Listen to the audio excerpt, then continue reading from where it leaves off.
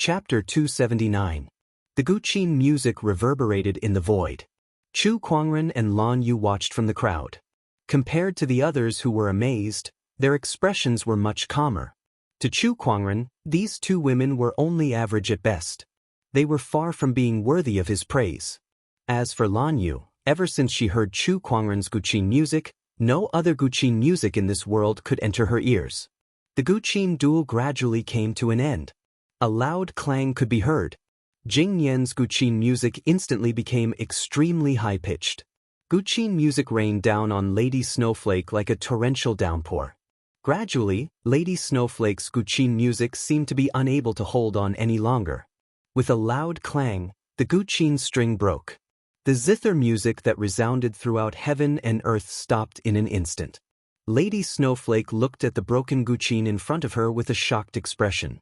She had lost. How could this be?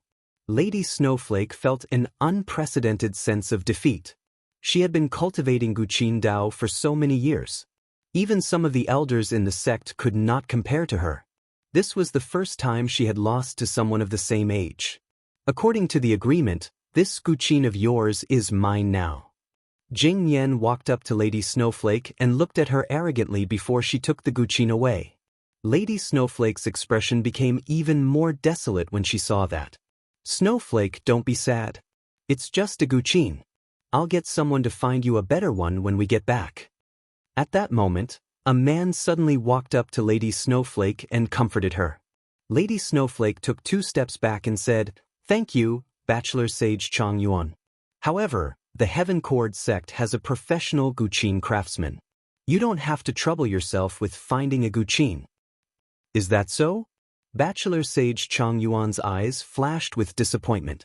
He had wanted to use this opportunity to get closer to Lady Snowflake. He had fallen in love with this woman since the first time he saw her. As a bachelor sage of the Overlord clan, he even disregarded his identity to please her. However, she had always been lukewarm towards him. I didn't expect the bachelor sage of the Overlord clan to be such a sentimental person. It's a pity that the love is reciprocated. Jing Yan sneered and was about to leave. Sigh, the delicious food is gone. Godly Phoenix Xiao Hong could not help but sigh when she saw that Jing Yan was about to leave with the fire spirit crystal. However, to the others it sounded like chattering. Mian Yen, who was about to leave, heard the voice and looked towards the source of the voice. When she saw Lil Red on Chu Kuangren's shoulder, her eyes lit up and she strode towards it. "I want your bird. Give me a price." Upon hearing that, Chu Kuangren could not help but fall silent. The surrounding men also had a strange look on their faces. However, Jing Yan did not think too much about it. She kept staring at Lil Red with an indescribable fondness in her eyes. She had seen images of the divine phoenix in ancient books, and the little bird in front of her was actually 70 to 80% similar to the legendary divine phoenix. Of course, she did not think that this was the divine phoenix. After all, it was a divine beast. How could she encounter it so coincidentally? She just felt that since this little bird looked so similar to the godly phoenix, it would not be a bad idea to buy it as a mascot. "Sorry, I'm not selling this bird," Chu Kuangren said indifferently. 100,000 upper spiritual stones. Jing Yan said. She thought that using 100,000 upper spiritual stones to buy a little bird was already a great deal for Chu Kuangren. Not only her, but everyone around her thought the same as well. They looked at Chu Kuangren enviously. 100,000 upper spiritual stones for a bird? That was like a free lunch from the heavens. When Lil Red heard what Jing Yan said, it started to chirp at Chu Kuangren on his shoulder. "Are you kidding me? You're buying a godly phoenix with 100,000 upper spiritual stones? Teach, hurry up and leave. I'm not selling. I'll never leave you, brother." However, that scolding made her even cuter to Jing Yan. "It's more fun to play with such an energetic bird. How about this? I'll give you another 100,000 upper spiritual stones," Jing Yan said like a tycoon. As a noble lady of the Sky Emperor Palace, she did not lack those upper spiritual stones. "I won't be selling this bird, but it's not like there's no way for you to keep it." Chu Kuangren smiled. "What? You and I have a musical duel. If you win, the bird is yours. If you lose, I want your fire spirit crystal, Chu Kuangren said. Everyone was stunned when they heard that. Even Lady Snowflake, who was about to leave, stopped in her tracks. This Taoist brother wants to have a musical duel with Jing Yan? He doesn't know what's good for him. Even you, Lady Snowflake, are no match for Jing Yan, let alone this kid who came out of nowhere. Bachelor Sage Chang Yuan sneered from the side. Most of the people present had the same thought as him. In the Firmament Star, the Heaven Chord sect was the best at musical Dao. Even Lady Snowflake from the Heaven Chord sect had lost to Jing Yan. How could this guy who came out of nowhere beat her in musical Dao? The crowd did not believe it. This kid probably knows a thing or two, but it's too bad that he's up against a musical Dao cultivator like Jing Yan. He can only lose. Tisk Tiske, he really doesn't know his place. Let's see how he loses. Jing Yan looked at Chu Kuangren in amusement. Even if you want to give me this bird for free, you don't have to do this. I'll give it a try. Chu Kuangren did not care about the doubts of the crowd. He leaped and landed on top of a tall building. Jing Yan came before him and took out her guqin. I'll let you go first, Jing Yan said. No, I advise you to go first.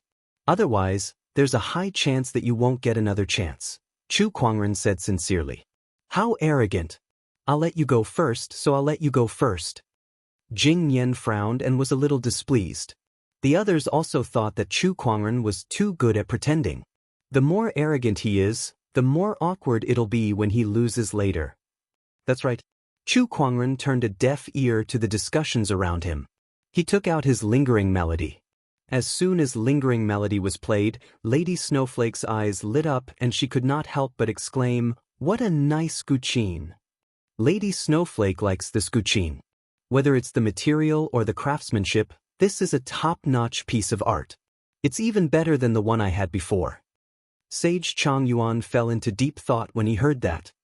Since you want me to go first, I won't hold back then. Chu Kuangren placed the guqin on his knees and plucked it with all 10 fingers. The moment the guqin music rang out, Jing Yan could not help but look shocked. Then her eyes widened and her face was filled with disbelief. The noisy crowd instantly became incomparably quiet. The guqin music contained a boundless Taoist rhyme as it reverberated. Everyone felt as if their minds were being pulled into that boundless world. This was especially true for Jing Yan. She was affected by the Taoist rhyme in the guqin music. She felt as if she was in a boundless world as the boundless Taoist rhyme surged towards her like a tidal wave, making it difficult for her to defend herself. It was too terrifying. This guqin music, this Taoist rhyme was too terrifying. Jing Yan raised her trembling hand and tried to play the guqin in her hand to resist Chu Kuangren's guqin music. However, when her fingers landed on the guqin strings, she realized that she could not make a single sound no matter how hard she tried. Her zither Dao had been completely suppressed. How can there be such a guqin Taoist rhyme in this world? Chapter 280. This is impossible. How can such guqin Taoist rhymes exist in this world? Jing Yan looked at Chu Kuangren in disbelief. In the face of Chu Kuangren's guqin music, she could not even muster the slightest intention to compete with him. She had lost, completely lost.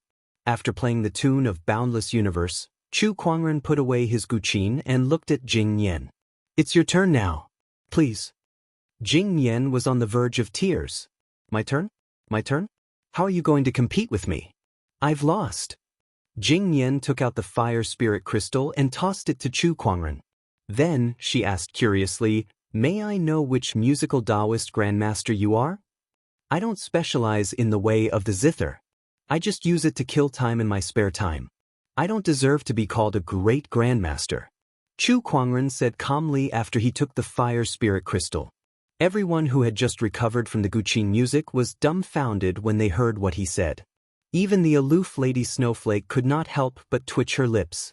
The zither grandmaster realm that all the cultivators of the Heaven Chord sect dreamed of was actually something that someone else practiced to kill time. Was there any justice in this world? Was there still any humanity left? Since you are unwilling to reveal your name, I will not force you. However, I would like to invite you to my place tonight to play the zither and discuss the Tao. Jing Nian said with a fiery gaze. Was it playing the zither and discussing the Tao? Or was it love? The surrounding male cultivators looked at Chu Kuangren enviously. After all, she was a noble lady of the Sky Emperor Palace. Being invited by her was a dream come true for countless male cultivators. If anything were to happen during this, it would be a blessing of 3 lifetimes. Many people at the scene wished they could replace Chu Kuangren. At that moment, Lady Snowflake, who was standing not too far away, walked over and said to Chu Kuangren, "Fellow Taoist, your musical Tao attainments are so high that Snowflake admires you very much. I would like to invite you over to my place for a long chat." Even someone as cold as the fluttering snow fairy could not help but be tempted after witnessing Chu Kuangren's godly musical Tao attainments. Even her master did not have such attainments in the Zither Tao.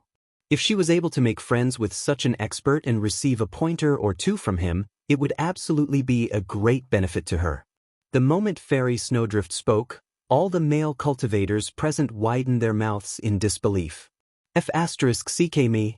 Fairy Snowdrift, where's your coldness? Where is your modesty?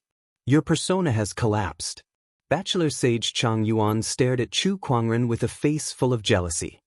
He had chased after Lady Snowflake for so many days, yet she had never treated him differently. Yet now, she was sending out an invitation to a stranger. What if King Long talk? First come, first served. I was the one who invited this fellow Taoist first. Jing Nian glanced at Lady Snowflake and said in an unfriendly tone. There are some things that don't matter. Sometimes it depends on fate. Perhaps this fellow Taoist is more willing to discuss the Tao with me. A loser like you dares to compete with me? A sense of shame leads to courage. It is precisely because I lost to you that I should grasp the opportunity to learn from this fellow Taoist and benefit from it. Fairy Fluttering Snow and Jing Nian, these 2 women who were unreachable in the eyes of countless male cultivators were now fighting over a man in the middle of the street. The 2 women were at each other's throats, neither willing to back down. Although they did not fight, everyone could smell the thick smell of gunpowder in the air. At that moment, the crowd was filled with envy and jealousy toward Chu Kuangren. They could not wait to answer on his behalf. Stop fighting, only children make choices. Adults want both. Let's talk about love together. Oh no, play the Guqin. I thank both of you for your invitation, but we've never met before. I still have things to do, so I won't disturb you any longer. Goodbye. Chu Kuangren said indifferently. In other words, he was saying, I'm sorry, but we don't know each other. Goodbye. Upon hearing his words, the people around him almost went crazy. Rejected. He actually rejected the invitation of 2 goddesses. Goodness, this was a once-in-a-lifetime opportunity that countless people dreamed of, yet this guy rejected it without a second thought. Even Lady Snowflake and Jing Nian were surprised. However, Chu Kuangren ignored them. After obtaining the fire spirit crystal, he was about to leave with Lan Yu. Bachelor Sage Chang Yuan could not hold it in any longer and yelled, "Stop right there."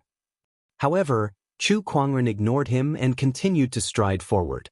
Bachelor Sage Chang Yuan's expression darkened as he dashed towards Chu Kuangren in an attempt to grab him.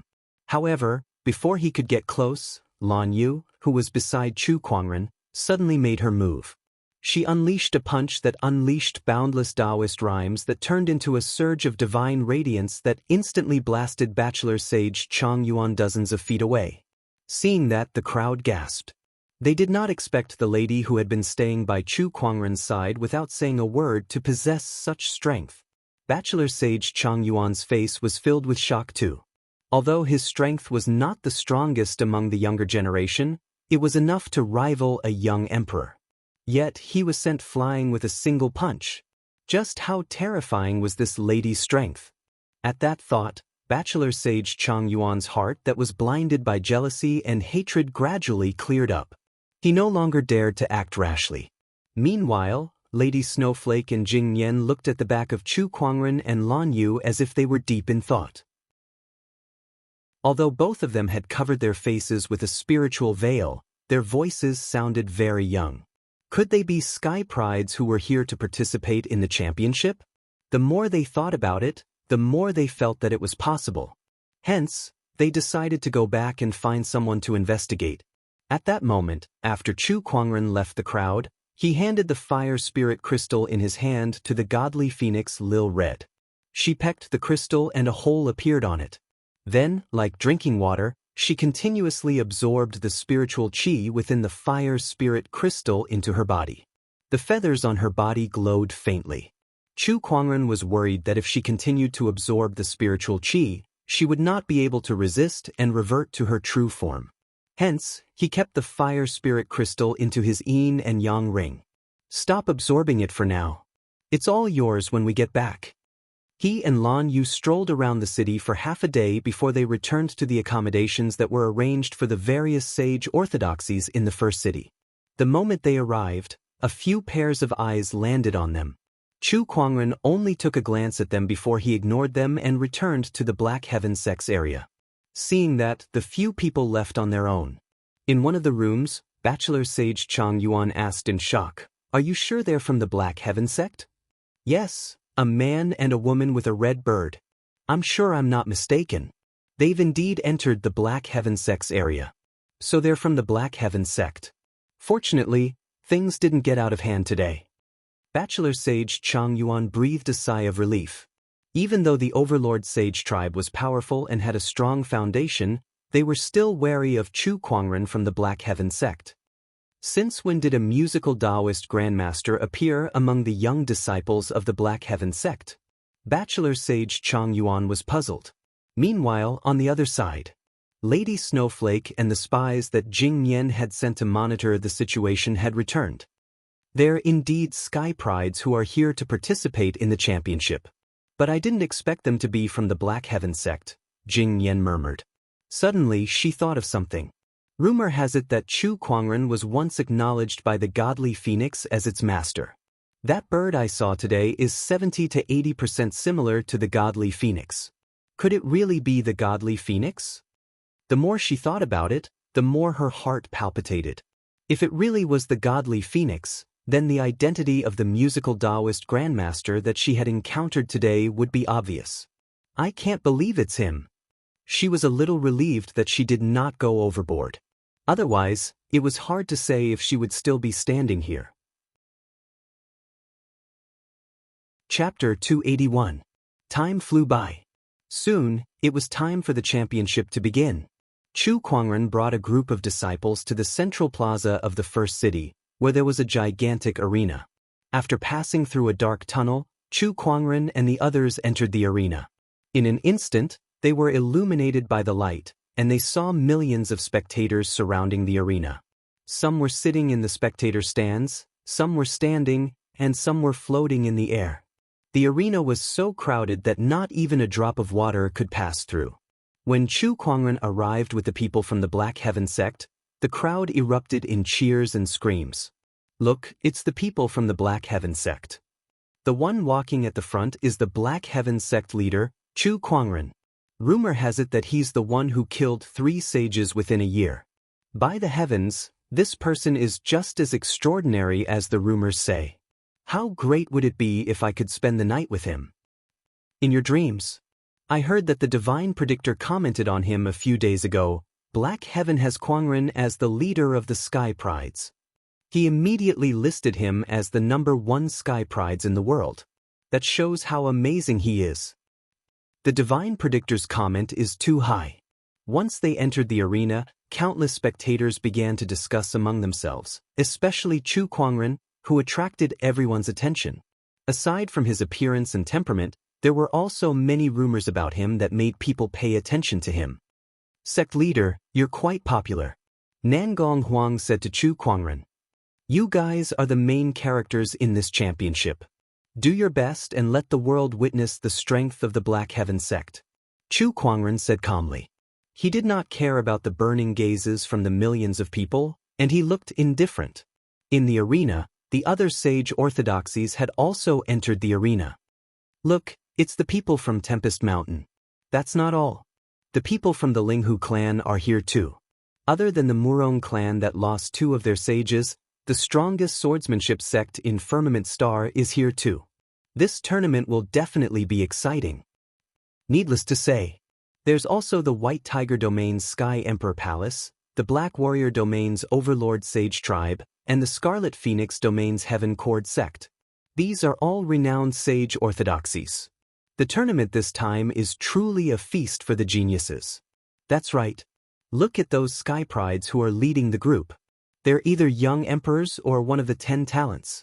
More than half of the most outstanding youths in the world are gathered here. This is a rare sight. The sage orthodoxies entered the arena one after another, causing many to exclaim in surprise. As soon as the people from the sage orthodoxies entered the arena, they immediately looked in the direction of the Black Heaven sect. To be more precise, they were looking in the direction of Chu Kuangren. Chu Kuangren, the young emperor of the Linghu clan, Linghu Teng, stared at him with a look of dread and even fear. He had once fought Chu Kuangren at the Sword Gauntlet, but he ended up suffering a crushing defeat. Later on, he heard the news that Chu Kuangren had killed 2 of the Murong clan sages, and he was so shocked that his Taoist core almost collapsed. At that time, he knew that the gap between them was so great that he might not be able to catch up even if he tried his entire life. In the direction of Mount Tempest, the young emperor, Ling Feng, stared at Chu Kuangren with a complicated look in his eyes. Back at the Sword Gauntlet, he was suppressed by Chu Kuangren's sword-based Taoist rhyme to the point that he could not even unleash a single sword attack. That incident had become a knot in his heart. Later on, when he heard about Chu Kuangren's deeds, he suddenly realized that he, the so-called sword lunatic, was not even worth mentioning. What Chu Kuangren had done was the true definition of madness. Besides Linghu Teng and Ling Feng, many other Sky Prides were also carefully observing Chu Kuangren.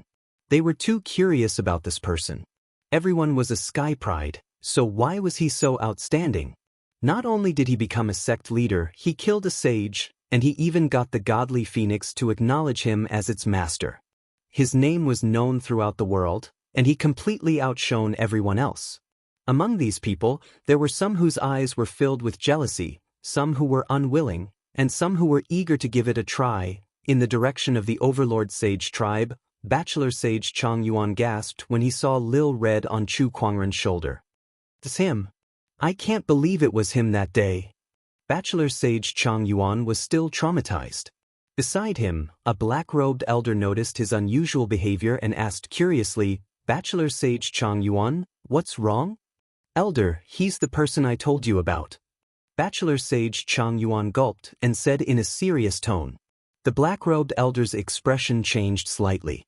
He then looked at Bachelor Sage Chang Yuan and said, "You're lucky to still be standing here. Elder, I trust you've been well since we last met." At that moment, the people from the school of White Lotus walked up.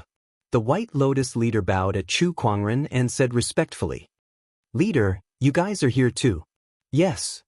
The few of them chatted casually.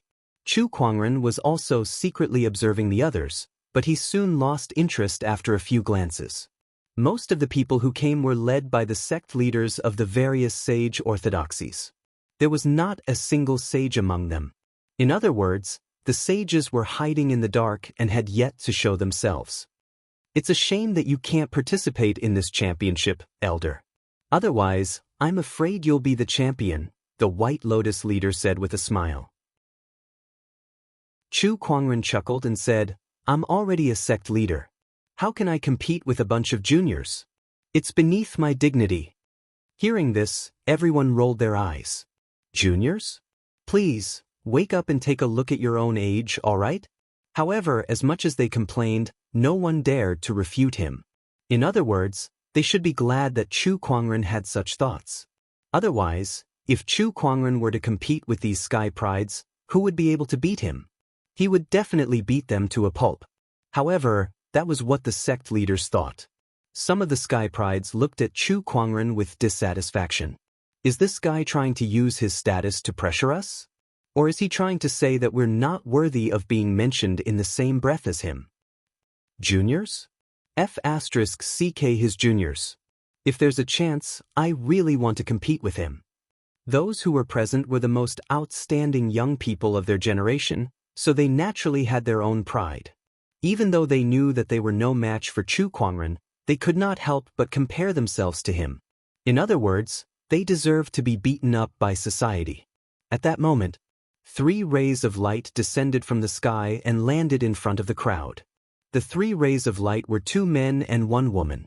Each of them had a powerful Taoist rhyme flowing around their bodies.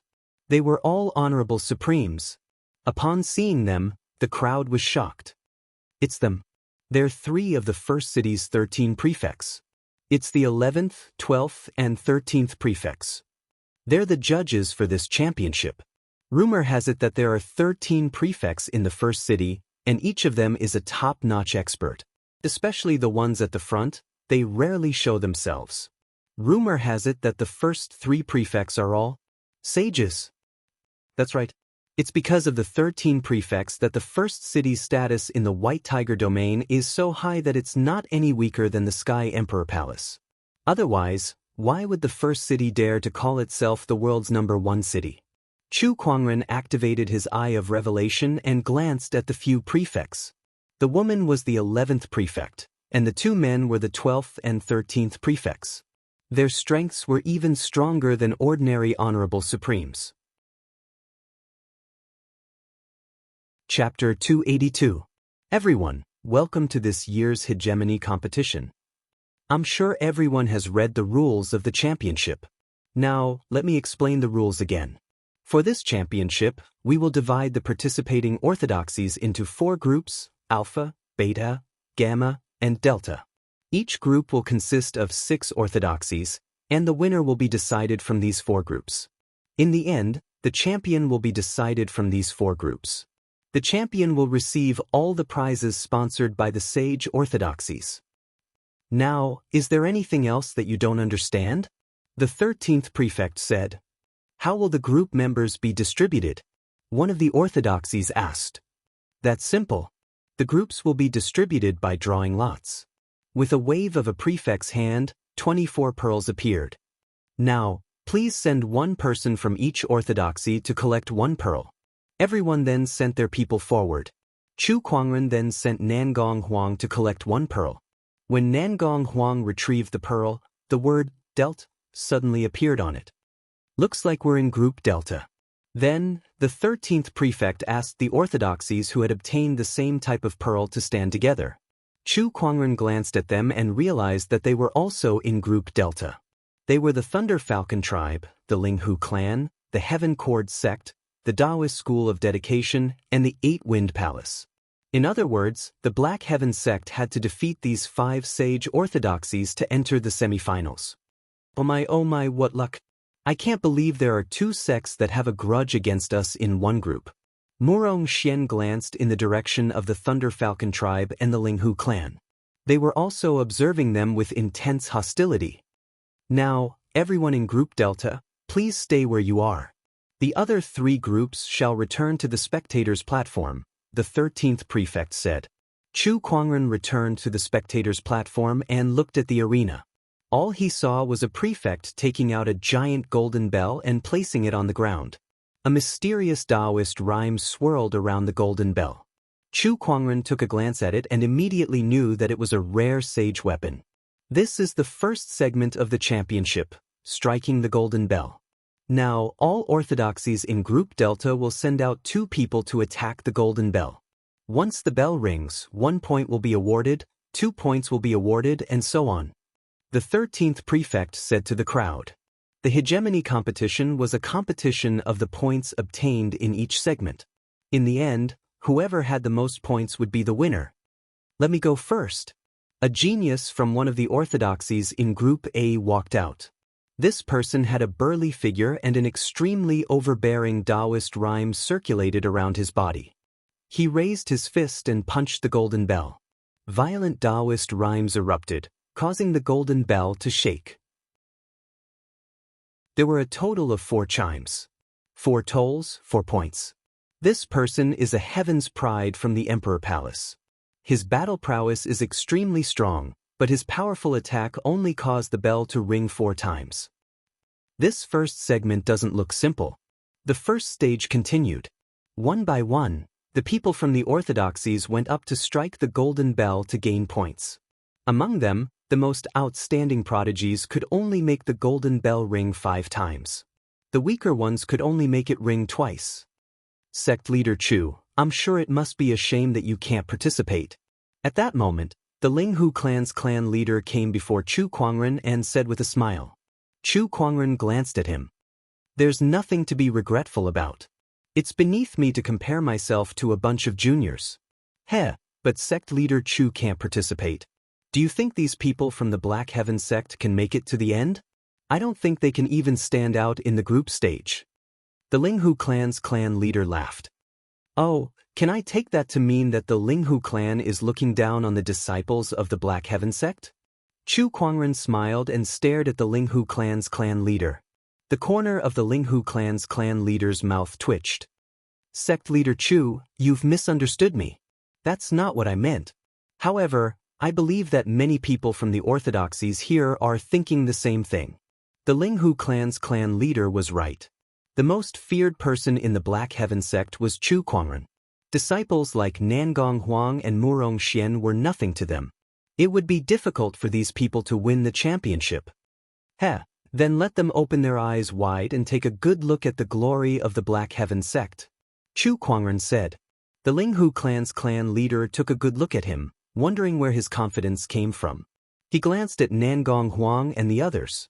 No matter how he looked at it, it was impossible for these people to win the championship. Then we shall wait and see, the Linghu clan's clan leader said. Soon, the participants of the 3 groups were done with their tests. It was Group Delta's turn. The first to go up was the young emperor of the Linghu clan, Linghu Teng. He walked up to the golden bell and swung his long sword. Dong dong dong, 5 consecutive rings of the bell rang. This was already the best result so far. Linghu Teng smiled in satisfaction. He looked in the direction of the Black Heaven sect and smirked as if he was provoking them. Then, the Linghu clan sent out another Sky Pride who scored 4 rings. Including Linghu Teng, they had a total of 9 points. Fallen thunder. A black thunderbolt suddenly shot out and fiercely smashed on the golden bell. The golden bell rang 6 times in total. Such a result had broken everyone's record. The audience could not help but gasp in surprise. It's the Thunder Falcon tribe's young emperor, Lei Mingtian. Such power! Even an honorable might not be able to do that. As expected of Lei Mingtian. Even among the young emperors, not many can match him. He's too strong. The young emperor Lei Mingtian taunted the Black Heaven sect. Just like Linghu Teng, he had a grudge against Chu Kuangren. However, Chu Kuangren and the others dared not provoke him. However, they were not afraid of the others from the Black Heaven sect. These 2 are still asking for a beating. Chu Kuangren curled his lips. Lei Mingtian's strength is not to be underestimated. Even I might not be able to block such a powerful attack. Nangong Huang said. It's just a fight. This is only the first round, so many people are holding back. He used his full strength just to annoy the sect leader, Murong Xian said from the side. But since he's provoking us, we can't just ignore him. Nangong Huang smiled and walked to the front of the golden bell. Sword chi swirled around his blade. With a fierce slash, a violent sword chi gushed out and landed on the golden bell. Dong dong, dong, the total of 6 rings. The crowd gasped. Lei Mingtian's eyes narrowed as a hint of fear appeared in his eyes.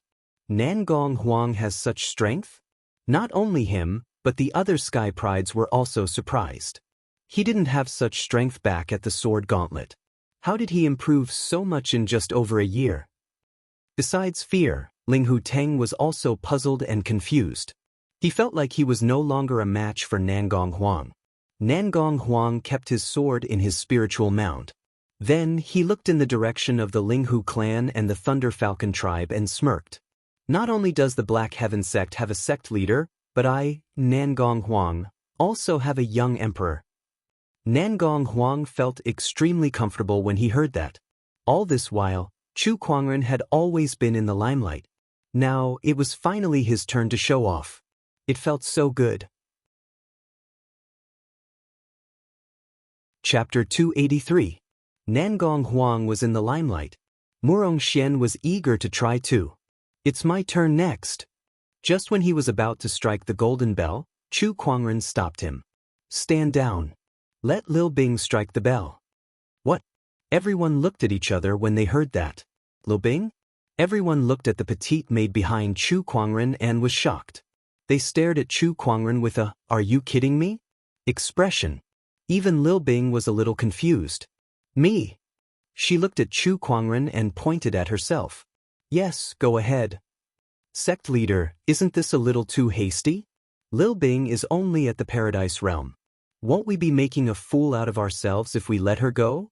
Murong Xian said. Just let her go. Chu Kuangren smiled. Lil Bing hesitated for a while before she nodded and slowly walked towards the golden bell. Everyone's eyes were on her. It was her first time encountering such a situation, so she was a little nervous. She looked around before she came to the three prefects and said cautiously, "Greetings, Black Heaven Sect's Outer Sect disciple, Lil Bing." Outer Sect disciple? Everyone apart from the Black Heaven Sect was dumbfounded when they heard that. They looked at Lil Bing in disbelief. After all, the great orthodoxies were not the elites of their orthodoxies. They were all Taoists. How could an Outer Sect disciple participate in the championship? It can't be. Even an Outer Sect disciple is here to join in the fun?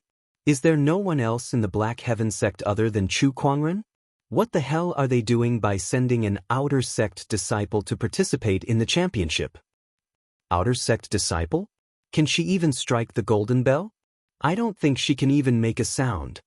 Is the Black Heaven Sect taking this championship seriously? Everyone was not optimistic about Lil Bing. When the golden bell was struck previously, the weakest cultivator was at the Battle Monarch realm. How strong could an Outer Sect disciple be? Everyone treated this as a joke. Are you really an Outer Sect disciple? The 13th prefect looked at Lil Bing and asked with a frown. Lil Bing nodded. She was already an outer disciple when she was chosen to serve Chu Kuangren. Although she could have become a true disciple a long time ago with her strength, she had not been promoted for the past few years. From her point of view, becoming a true disciple or even a Taoist was not as good as staying by Chu Kuangren's side, even if she could only be a servant. Sect leader Chu, you'd better explain yourself. What do you mean by this? Are you treating this competition as a game? The 13th prefect looked at Chu Kuangren and asked in a deep voice. The first city had organized this genius's supremacy competition and all the participants were renowned sky prides, Taoists and even young emperors. To the 13th prefect, Chu Kuangren sending an Outer Sect disciple into the arena was a form of disrespect to the first city. It was a form of provocation. What's wrong? The rules only state that sect leaders can't participate. Which rule says that Outer Sect disciples can't participate? Chu Kuangren raised an eyebrow and retorted. The 13th prefect was rendered speechless. He scoffed coldly and said to Lil Bing, "You may begin then.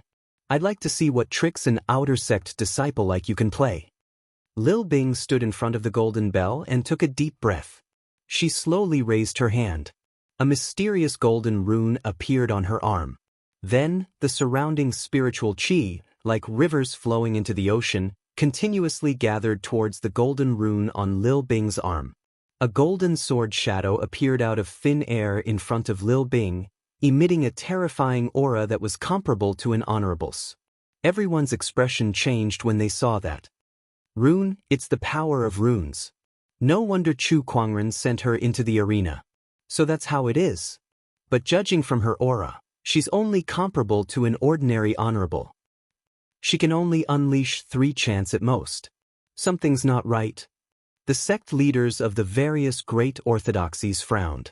That was because they realized that the power of the rune in Lil Bing's hand was still increasing. The surrounding spiritual qi was like a tidal wave, turning into golden ripples that continuously surged into the rune. The golden sword shadow became more and more solid, and an incredibly sharp aura emanated from it. The entire arena was shrouded in that aura. Gradually, everyone felt their hearts palpitate as they looked at the delicate Lil Bing who was standing at the same spot and gulped. I think the power is still increasing. What kind of rune is that?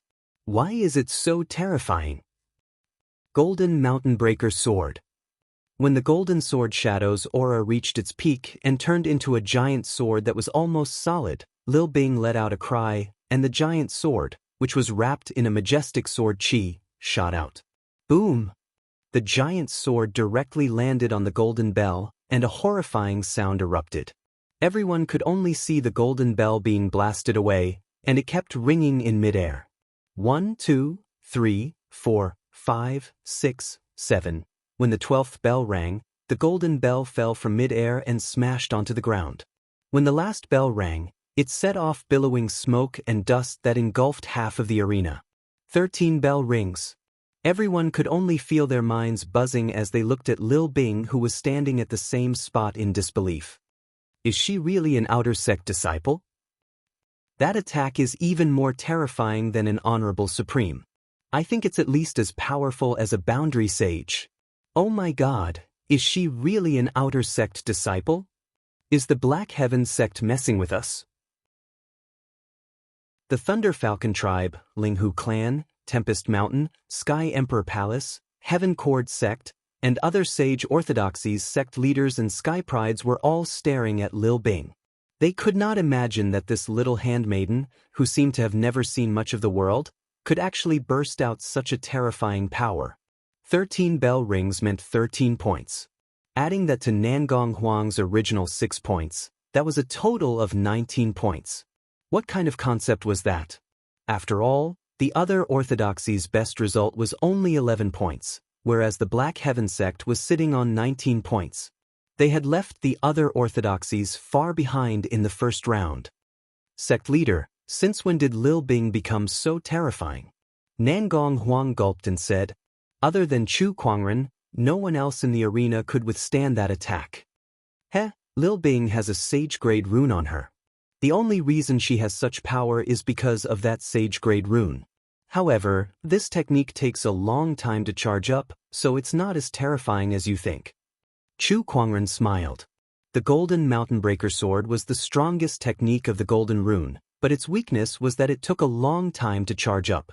This was especially true for Lil Bing's current cultivation level. In a real battle, by the time she was ready, her enemies would be able to kill her several times over.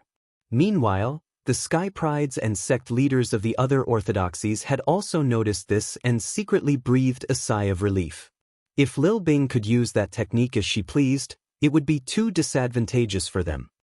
No wonder Chu Kuangren let her fight. Striking the golden bell isn't a real battle, and since it won't move, it's perfect for her to unleash the full potential of that technique. The sect leaders and Sky Prides of the orthodoxies thought to themselves. With that, the first round had ended. The Black Heaven sect had taken first place with an absolute advantage of 19 points. Chapter 284. Lil Bing had shocked everyone with a single sage-grade rune. When she returned, the group of Taoists quickly surrounded her and showered her with compliments, leaving Lil Bing at a loss. Lil Bing, you did well. Chu Kuangren smiled. Thank you for the compliment, Master. I did what I should. You must have used up a lot of energy after using the Golden Mountain Shattering Sword. Go and rest for a while, Chu Kuangren said. All right. Next was the second segment of the group stage. Above the arena, a gigantic pagoda appeared out of thin air. Then, an image appeared in front of everyone. In the image, there were many ferocious-looking beasts roaring, and the entire tower was filled with violent ferocious chi. Chu Kuangren noticed that the beasts in the image varied in strength, and their bodies were formed from spiritual chi, similar to his sword chi clones. They were probably the product of some restrictive spell. This pagoda is called the Beast Summoner Pagoda. Inside the pagoda, there are 100 beasts formed by a spell that gathers spiritual energy. These beasts are divided into 4 levels, namely the Battle Monarch, Honorable, and Supreme Honorable. The orthodoxies in each group will pick 2 geniuses, and they will take turns to enter the beast summoning tower with the geniuses of the other orthodoxies. Defeating a Battle Monarch beast will earn you 1 point, an Honorable beast will earn you 2 points, an Honorable beast will earn you 4 points, and a Supreme Honorable beast will earn you 10 points. As for the order of entering the Beast Summoner Pagoda, it will be decided by drawing lots.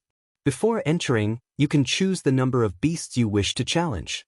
Each person can only enter the Beast Summoner Pagoda 3 times. The 13th prefect said. Then the orthodoxies from Group A started first. The crowd watched as the sky prides from each orthodoxy entered the Beast Summoner Pagoda one after another to fight the beasts and earn points. This segment was terrifying. Among the 100 beasts, there were 60 battle monarchs, 35 honorables, 4 honorables, and 1 supreme honorable. Most of the Taoists from the sage orthodoxies were only at the Paradise Realm and Battle Monarch Realm. They might not even be able to defeat the lowest level beasts in the Beast Summoner Pagoda. Only the young emperors from the sage orthodoxies who had the combat strength of honorables or honorables could achieve good results in the Beast Summoner Pagoda. Look, what a powerful force. F***me. That's the young emperor of the Overlord Sage tribe, Xianxia, the most promising sky pride to become an emperor. He's so strong. The Venerable One can't even last one move against him. Cries of surprise suddenly rang out from the crowd. In the image of the beast summoning tower, there was an arrogant young man dressed in a green robe killing everything in his path. Every punch and every kick had the power to shake mountains and rivers. Purple energy surrounded his body, flowing with a terrifying and domineering Taoist rhyme. Once a battle monarch or even a venerable realm beast was hit by it, it would immediately turn into spirit qi and dissipate. Even a supreme being would not be able to withstand more than a few moves from him. This fellow's strength is terrifying. Nangong Huang said solemnly. This man is rumored to possess 3 primordial emperor's essences, the most promising one to become an emperor, the Overlord Sage tribe's genius, Chang Tian. I heard that this person also has the rare purple blood tyrant body of the Tyrant Body clan. This is the rumored supreme Tao body. Murong Xian added on.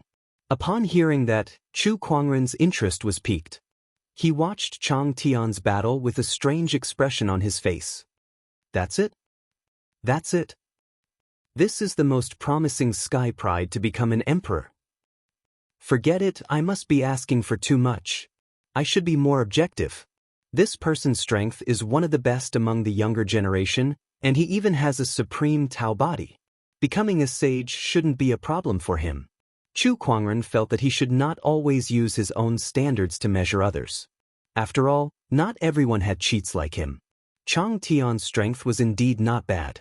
He was the 4th person to enter the beast summoning tower, and he chose to challenge 50 beasts. There were even 4 supreme beings and 1 supreme being level demonic beast among them, and he had actually taken care of all of them. His unparalleled strength amazed everyone at the scene. The Overlord Sage tribe's leader was even more delighted. Everyone at the scene looked at the murderous young Emperor Chang Tian who walked out of the beast summoning tower with a fearsome look in their eyes. This person is definitely a formidable foe. His combat strength is not to be underestimated. When Chang Tian walked out of the beast summoning tower, his tiger-like gaze swept across the sky prides at the scene. All the sky prides who met his gaze could not help but be intimidated by his aura and subconsciously took 2 steps back. A gathering of sky prides? It's nothing much. Chang Tian sneered with an arrogant attitude. Then, he looked at Chu Kuangren at the skybox with battle intent in his eyes. In this world, perhaps only you are worthy to be mentioned in the same breath as me. Chu Kuangren was stunned at that. He then turned to Lan Yu beside him and asked, was he talking to me just now? Master, I think so. Can't youngsters nowadays have some self-awareness? Do they really think they can be mentioned in the same breath as me just because they have some talent? He shook his head as if he was lamenting the degeneration of the world. Chang Tian frowned at that and said coldly, what? Do you think I'm not worthy to be mentioned in the same breath as you? He took a step forward and an incredibly powerful aura erupted from his body. Surges of purple qi surrounded him and charged towards Chu Kuangren. At that moment, a figure suddenly appeared in front of Chang Tian. Don't be rude. It was the Overlord Sage tribe leader. Compared to Chang Tian, the Overlord Sage tribe leader was much calmer. Naturally, he knew that provoking Chu Kuangren would not do the Overlord Sage tribe any good. Seeing that the Overlord Sage tribe leader had arrived, Chang Tian had to give him some face. Hence, he slowly retracted his aura. The Overlord Sage tribe leader smiled at Chu Kuangren. Chang Tian is an arrogant person. If he has offended you, please forgive him, sect leader Chu. Overlord Sage tribe leader, your tribe members are not very well-mannered.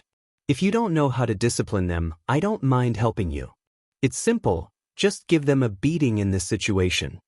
Chu Kuangren fiddled with his fingers and smiled. The Overlord Sage frowned at that. I'll handle this myself. There's no need to trouble yourself, sect leader Chu. Although the Overlord Sage tribe leader was furious, he did not want to have any conflict with Chu Kuangren. Instead, it was Chang Tian who snorted coldly at that. You think you're worthy enough to discipline me? We'll see who's the one who's going to fight then. Oh no! The Overlord Sage tribe leader's expression changed drastically. As soon as Chang Tian finished speaking, a horrifying giant golden hand that exuded an incomparably majestic aura suddenly soared into the sky. Sage ruler technique, giant palm of exorcism. Brilliant heaven-shaking fist. The Overlord Sage tribe leader hurriedly activated his sage technique and unleashed a black fist.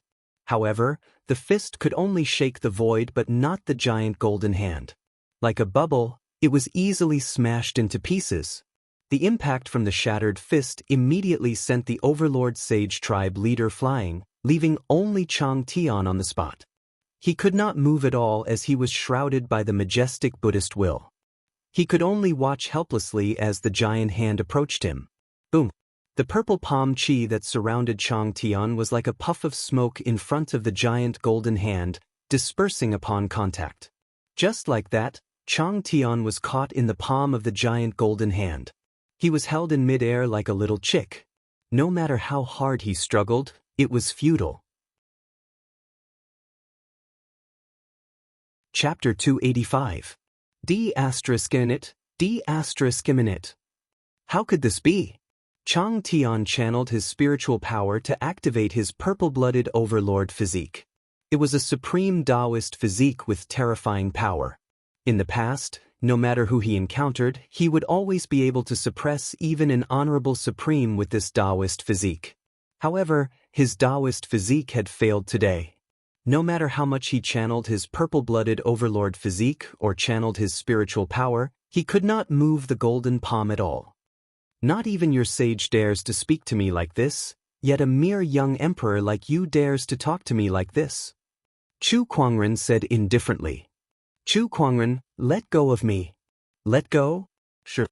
Chu Kuangren casually waved his hand, and with a wave of his golden hand, Chang Tian was tossed out like a pebble. Chang Tian's figure was sent flying like a cannonball, stirring up waves of air around him. He tried to channel his spiritual power to stabilize his body, but he realized that the force on his body was too terrifying. No matter what he did, he could not get rid of that force. Just as he was about to smash into the walls of the arena and be smashed into pieces, a gentle force suddenly formed an air cushion behind him and caught him firmly. Brother Chu, don't you think you're a little too cruel? A man's voice suddenly rang out from the void. Yo, this voice sounds familiar. Chu Kuangren rubbed his chin and pondered for a while. Then, he suddenly realized something and said, the person who severed his own arm in Frost Valley. You. That voice sounded a little angry, but before it could finish, Chu Kuangren raised his hand and unleashed a palm attack on the void. Boom! The wind and clouds surged in all directions, and the void was almost distorted. A black-robed middle-aged man appeared. This man exuded a sage Taoist rhyme, and his aura was incredibly powerful. However, this sage's expression was extremely ugly. This man was the Overlord Sage tribe sage who was forced by Chu Kuangren to sever his own arm in Frost Valley, Grey Grill Sage. Grey Grill Sage stared at Chu Kuangren and said, Chu Kuangren, don't you think you're being a little too overbearing by attacking without a word? You're talking to me in such a secretive manner. I should be the one asking you if you have any respect for me. Chu Kuangren said coldly. Hearing this, the Grey Grill Sage was speechless. He believed that if he dared to say no, Chu Kuangren would not let the matter rest so easily. Thinking back to the time when he was forced to cut off one of his arms in the clear Frost Valley, the arm that he had painstakingly reattached could not help but ache dully. Chu Kuangren, this is the first city, and the competition is still ongoing. How about we both take a step back and let this matter rest?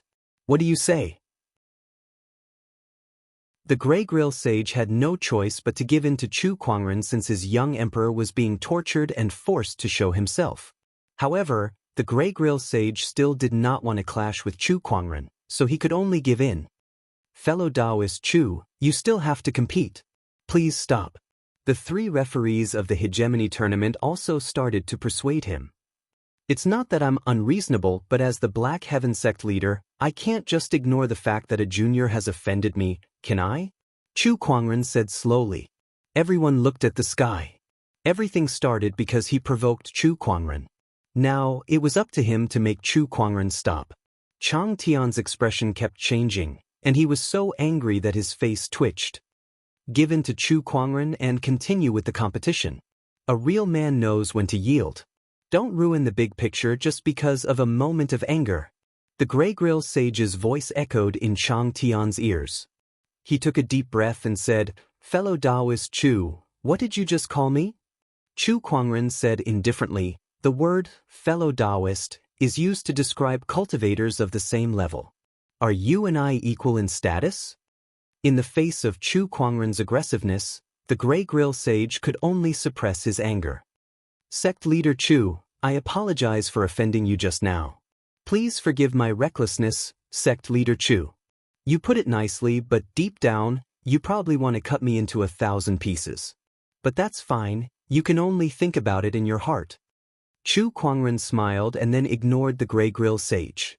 Seeing that the matter was over, the crowd heaved a sigh of relief. If Chu Kuangren really wanted to cause trouble, unless all the sages behind the orthodoxies joined forces, who could stop him? All right, let the competition continue. The 13th prefect said. The crowd had yet to recover from the shock. The strength that Chu Kuangren had shown them was too terrifying. A casual move from him was enough to crush the strongest young emperor of the Overlord sage tribe. Even the sages were forced to show themselves, yet they could not do anything to him. Who will be the leader of the Sky Prides? There's a Kuangren in the Black Heaven. I thought this comment was too exaggerated, but now it seems that it's not exaggerated at all. In fact, I can even say that this comment is too low. Young Emperor Chang Tian is the strongest young emperor, yet he couldn't even withstand a single move from Chu Kuangren. Chu Kuangren has completely surpassed the scope of a Sky Pride. He's a monster. This era is destined to belong to him. The audience was in a heated discussion. Even the battles between the Sky Prides were no longer interesting to watch. No matter how outstanding these Sky Prides were, compared to Chu Kuangren, all of them paled in comparison. Everyone stared at Chu Kuangren in awe. Lady Snowflake from the Heaven Cord sect, Jing Yan from the Sky Emperor Palace, and the other heavenly geniuses were even more impressed. This is what a true Sky Pride should be like. Chu Kuangren is truly a dragon among men. Sigh, I was a little angry when he rejected my invitation to play the Guqin with him the other day. It seems that I've overstepped my bounds. Sect leader Chu, you're really impressive. But it's a shame that you can't participate in this championship. Otherwise, the Black Heaven sect would have been crowned the champion. The Overlord tribe leader snorted coldly. What he meant was that since Chu Kuangren did not participate in this championship, the rest of the Black Heaven sect was nothing to be afraid of. After that, he turned around and left without waiting for Chu Kuangren's reply. Nangong Huang, Murong Xian, and the others frowned. We've been underestimated. Murong Xian rubbed his chin and said to Chu Kuangren, Sect leader, let me go later. I can't wait any longer. All right then. The Beast Summoner Tower needs 2 people. Besides Murong Xian, does anyone else want to go? Nangong Huang was just about to speak. I'll go. A cold voice was heard. Everyone looked at Lan Yu with a shocked expression. Chu Kuangren was surprised too. Lan Yu, you want to go? Yes. Lan Yu nodded. All right, go ahead then. Chu Kuangren did not reject her. When the few sage orthodoxies from Group A had completed the Beast Summoner Tower segment, the Beast Summoner Tower flashed and another 100 beasts appeared. It was now the orthodoxies from Group B's turn. Soon, the members from Group A, B, and C had completed the Beast Summoner Tower segment. Among the three groups, the orthodoxies with the most points were the Overlord Sage Tribe, Tempest Mountain, and Sky Emperor Palace. Now, may the people from Group D come up to draw their lots. Chapter 286. Sect leader will head up first then. Murong Xian said. He and Lan Yu arrived at the arena together. As soon as they saw Lan Yu, everyone's eyes flashed with surprise. It's her, young Emperor Lan Yu. Chu Kuangren's follower, she's here. Wait, is she a Black Heaven sect disciple too? One of the orthodoxy's sect leaders questioned. Chu Kuangren glanced at him. Can't I? Do you need me to show you the Black Heaven sect's disciple roster? That won't be necessary. That orthodoxy's sect leader said awkwardly. Lan Yu had always been by Chu Kuangren's side and had never joined any forces, so it was not wrong to say that she was a Black Heaven sect disciple. Lan Yu, why do you want to fight all of a sudden? Murong Xian asked curiously. Lan Yu had always been by Chu Kuangren's side and had never initiated a fight. Murong Xian had only seen her fight a few times in the past few years in Black Heaven sect. To be honest, Chang Tian's words made me uncomfortable. Lan Yu looked in the direction of the Overlord Sage Tribe. A cold glint flashed across her eyes. What right does Chang Tian have to be mentioned in the same breath as Master? How dare he provoke Master? Is it because he killed more beasts in the Beast Summoner Tower than the others? I want to let him know that I can defeat him without Master's help. Besides, if Black Heaven sect wins first place, I'm sure Master, as the sect leader, will be happy. Murong Xian came to a realization. To put it bluntly, it was all for the sect leader. When the two arrived at the arena, the 5 sage orthodoxies, 8 Wind Palace, Thunder Falcon Tribe, Linghu Clan, Heaven Cord Sect, and Taoist School of Dedication had also sent their representatives. Everyone began to draw lots from a box. After you've drawn your lots, take turns to enter the Beast Summoner Tower according to the number in your hand. Remember, if you can't hold on any longer, crush the number in your hand.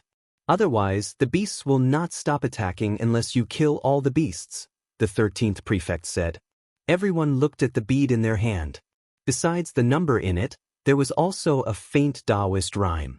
It was a transportation mechanism designed to protect the Sky Prides. Once the Sky Prides could no longer hold on in the Beast Summoner Tower, they could crush the bead and be transported out. Lan Yu, I'm number 6. What's your number? I am number 1, Lan Yu said calmly as she held the bead. Murong Xian was a little surprised. Then you're in luck. If you're in number 1, you'll be the first to enter. At this time, there will be plenty of Battle King level beasts. With your strength, you'll be able to kill a few more and earn more points. There were 100 beasts in the Beast Summoning Tower, and they were divided into 4 categories: Battle Monarch, Honorable, Honorable, and Supreme Honorable. Generally speaking, even a young emperor would have a hard time dealing with an Honorable Supreme or even an Honorable Supreme. Therefore, the prodigies who participated in this round mainly targeted the Battle Monarch or Venerable level demonic beasts. The later they went in, the more Battle Kings and Venerable demonic beasts would be killed, and they would have to face even more powerful demonic beasts. You're right. I think this round is all about luck, Lan Yu said calmly as he looked at the Beast Summoning Tower. Upon hearing her words, the 13th prefect replied indifferently, rather than relying on luck. The most important thing in this segment is to act according to one's capabilities. Hunt the most demon beasts according to one's abilities. No, I think this round is all about luck. Lan Yu walked to the front of the Beast Summoning Tower and looked at the towering tower before her. She said indifferently, "These 100 beasts are all mine." As soon as he said this, everyone present gasped in shock. What? Did they hear wrongly? Lan Yu wanted to challenge 100 beasts.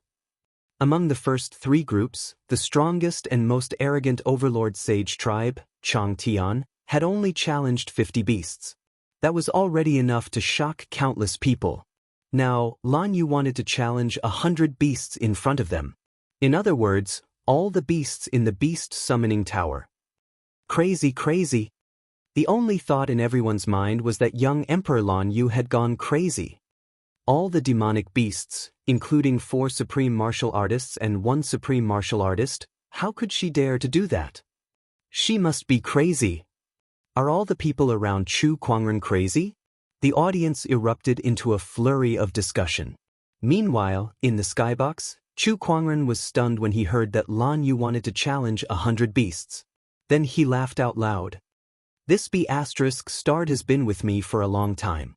Her style of doing things is becoming more and more like mine. Chu Kuangren laughed. Beside him, Nangong Huang and the others smiled bitterly. Sect leader, aren't you worried at all? That's 100 beasts we're talking about. Can Lan Yu really handle it? Yeah, there's even an honorable supreme among them.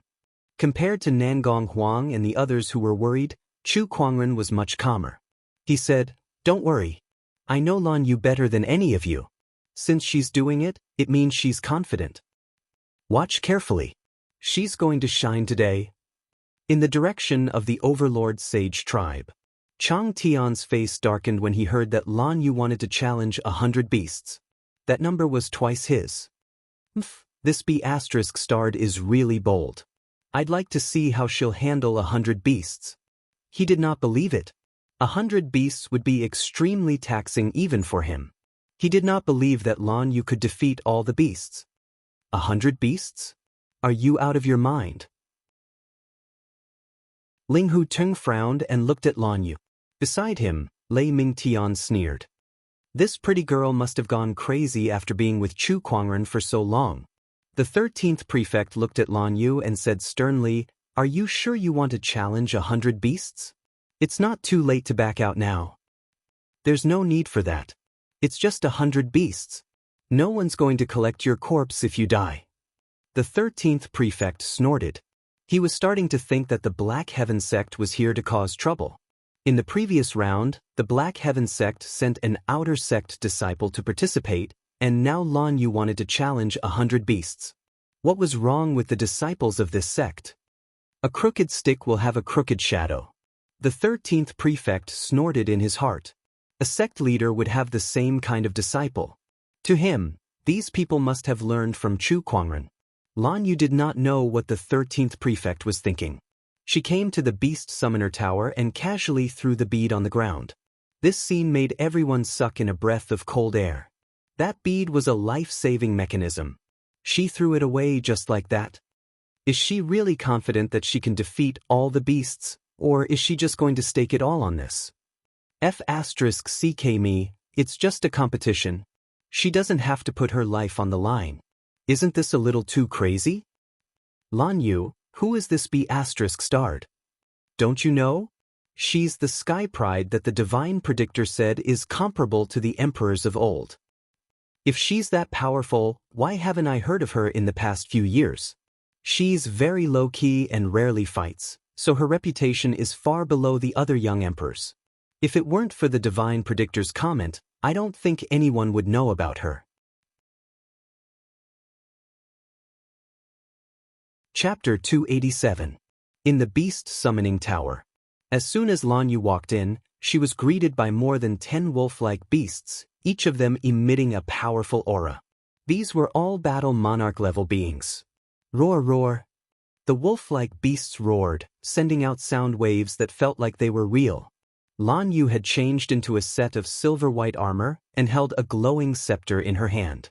Her body was shrouded in an endless divine glow, making her look like a Valkyrie. As soon as the scepter landed, an extremely dense light-based Taoist rhyme spread out. One by one, the battle monarch wolf-like beasts were crushed by the terrifying light-based Taoist rhyme, turning into spiritual chi and dissipating. At that moment, more than 10 flying beasts flew out from above Lan Yu's head at an extremely fast speed. Their claws glowed with a metallic luster, and once caught, even an honorable would be severely injured. Holy protection! Lan Yu's scepter landed, and a white barrier enveloped her. The flying beast's claws landed on the barrier, but were unable to damage it at all. They were all sent flying away, circling above Lan Yu's head. The space within the tower was extremely large. From the outside, it looked to be only about 300 meters wide, but the space within was extremely vast. At least, the flying beasts were already thousands of meters above Lan Yu's head. "Umph." Lan Yu scoffed, and a pair of pure white wings spread out from her shoulder blades. With a flap of her wings, she flew towards the flying beasts.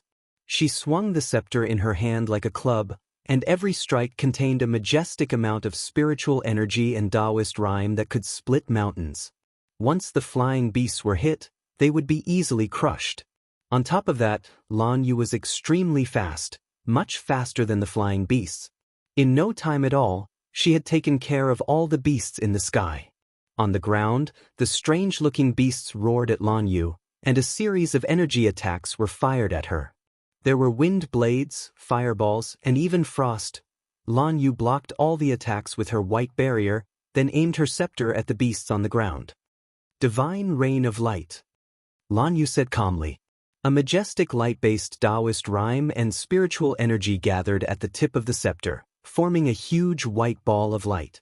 Countless white light beams shot out like raindrops, sweeping all the demonic beasts in the tower from all directions. One by one, the demonic beasts turned into specks of light and disappeared. In just a short while, there were only a few battle monarch demonic beasts left. Outside the Yao summoning tower, countless spectators stared at Lan Yu, who was clad in armor and wielding a scepter on the screen. Their faces were filled with disbelief and shock. So powerful! This young Emperor Lan Yu is so strong. Some of the Taoists from the sage orthodoxies also had serious expressions on their faces. The Combat King Realm demonic beasts are more or less settled, but the Honorable Realm, and even Supreme Honorable Realm demonic beasts are the most difficult ones to deal with. It's still too difficult to defeat 100 demonic beasts. That's right. A Battle King and a Venerable are two different concepts, and they are even more different from a Supreme and a Supreme. Apart from being difficult to deal with, the amount of spiritual power she has to consume to deal with so many demonic beasts is also inestimable. No matter how pessimistic the spectators were about Lan Yu did not stop attacking inside the beast summoning tower. She flapped her wings and waved her scepter. Rays of Taoist rhymes exploded from her body as she unleashed all sorts of techniques. The monstrous beasts were killed one after another. The terrifying strength of the monstrous beasts shocked everyone watching the battle from the outside. At that moment, a scorching fireball exploded from not too far away towards Lan Yu. It shattered the light barrier and sent her flying. It's an honorable realm demonic beast has made its move. The crowd looked over. On the screen, there was a demonic beast that looked like a tiger spitting out scorching flames and exuding a murderous aura. Other than this ferocious tiger, there was also a giant black ape, a giant python, and an 8-armed spider. These four were the 4 honorable realm demonic beasts of the beast summoning tower. Lan Yu suffered a blow from the honorable realm demonic beast, causing blood to trickle down the corner of her mouth. She stood up and killed the last honorable realm demonic beast. There were only 5 demonic beasts left in the beast summoning tower, and these 5 demonic beasts were the most terrifying existences in the entire tower. The black ape was the first to reach Lan Yu. It clasped its hands together and slammed them down on Lan Yu like a heavy hammer. Lan Yu did not dodge. Instead, she raised her left hand and Taoist rhymes gathered in front of her, turning into a white shield with mysterious runes carved on it. This shield's defense was much stronger than the light barrier from before. When the giant ape's attack landed on the shield, not only did it not hurt Lan Yu, it even screamed in pain. White flames burst out of the shield and engulfed the giant ape in the blink of an eye, burning it into a cloud of spiritual energy. Burning light. Lan Yu's eyes turned cold as the shield in her hand dissipated.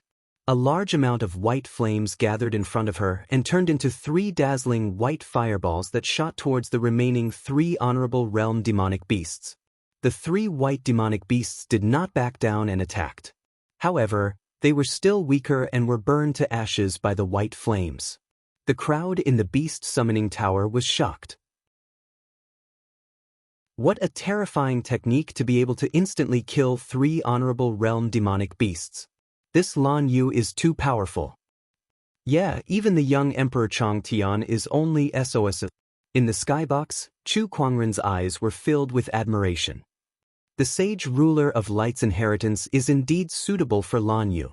With the help of the sacred radiant physique, these techniques will be even more terrifying than the sage ruler of light in the future.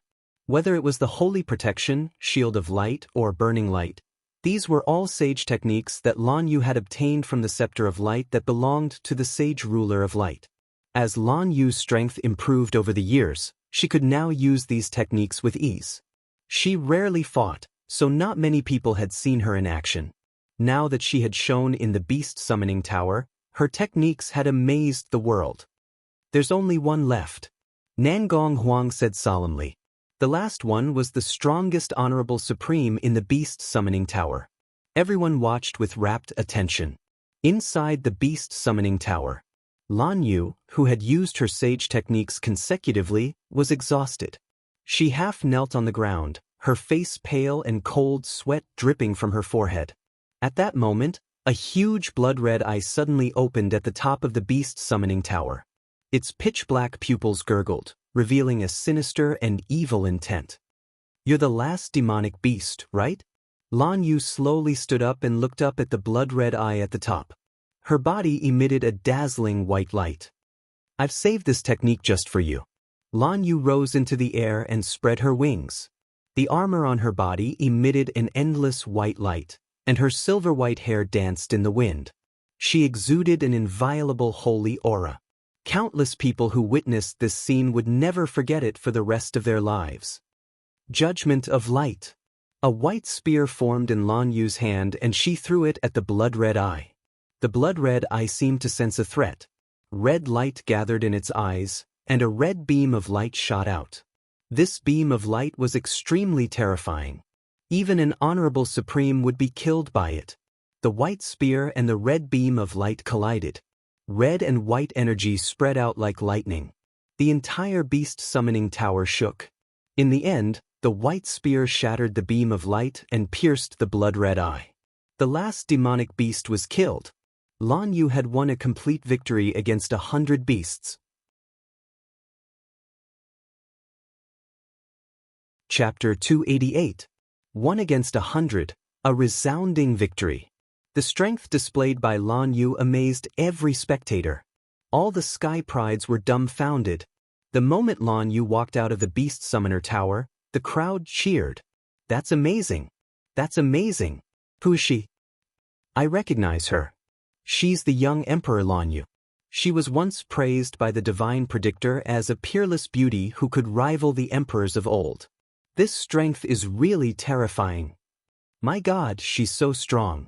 Everyone looked at the silhouette in the gorgeous silver armor, their eyes filled with amazement, infatuation, excitement, worship, and other emotions. At that moment, Lan Yu was the center of attention. Lan Yu walked out of the beast summoning tower and walked to the Overlord Sage tribe's camp under the dumbfounded gaze of the crowd of sky prides. She lifted her head to look at the Overlord Sage tribe's patriarch, Chang Tian, and the others who wore a gloomy expression on their faces. The Black Heaven sect will win. She did not say much, but her conviction was unwavering. Upon hearing Lan Yu's words, Chang Tian could not help but say, "We don't know who will win yet. Don't jump to conclusions too early. Then let's wait and see." Lan Yu turned around and walked back to the Black Heaven sect. Murong Xian, who was behind her, wanted to cry but had no tears. Why didn't I get a chance to fight again? He wanted to fight in the first round, but Lil Bing beat him to it. In this round he finally had the chance to fight, but before he could show off his skills, Lan Yu had single-handedly finished the battle. However, compared to him, the people from the other orthodoxies were even more dumbfounded. They did not know what to say. They felt like they were only there to be a backdrop. Lan Yu had single-handedly finished off all the beasts before they even fought. What was the point of continuing? They might as well just raise the white flag and surrender. What the hell is this? She killed all the beasts. How are we supposed to fight then? The people from the other orthodoxies looked at the judges. The three prefects were also caught off guard by this situation. They looked at each other and began to discuss. After a while, the 11th prefect announced, "The second round has ended. The Black Heaven sect has obtained 156 points. The other orthodoxies have 0 points. All the other orthodoxies were dissatisfied. But we haven't even entered the Beast Summoner Tower." "Yeah, why did you get 0 points?"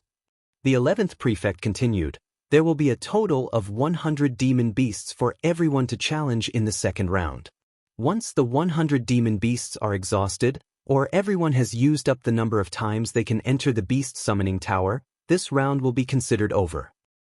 Now, the Black Heaven sect has eliminated all the beasts. According to the rules, this round has come to an end. Please go back and prepare for the next round." The 11th prefect felt rather helpless as he said this.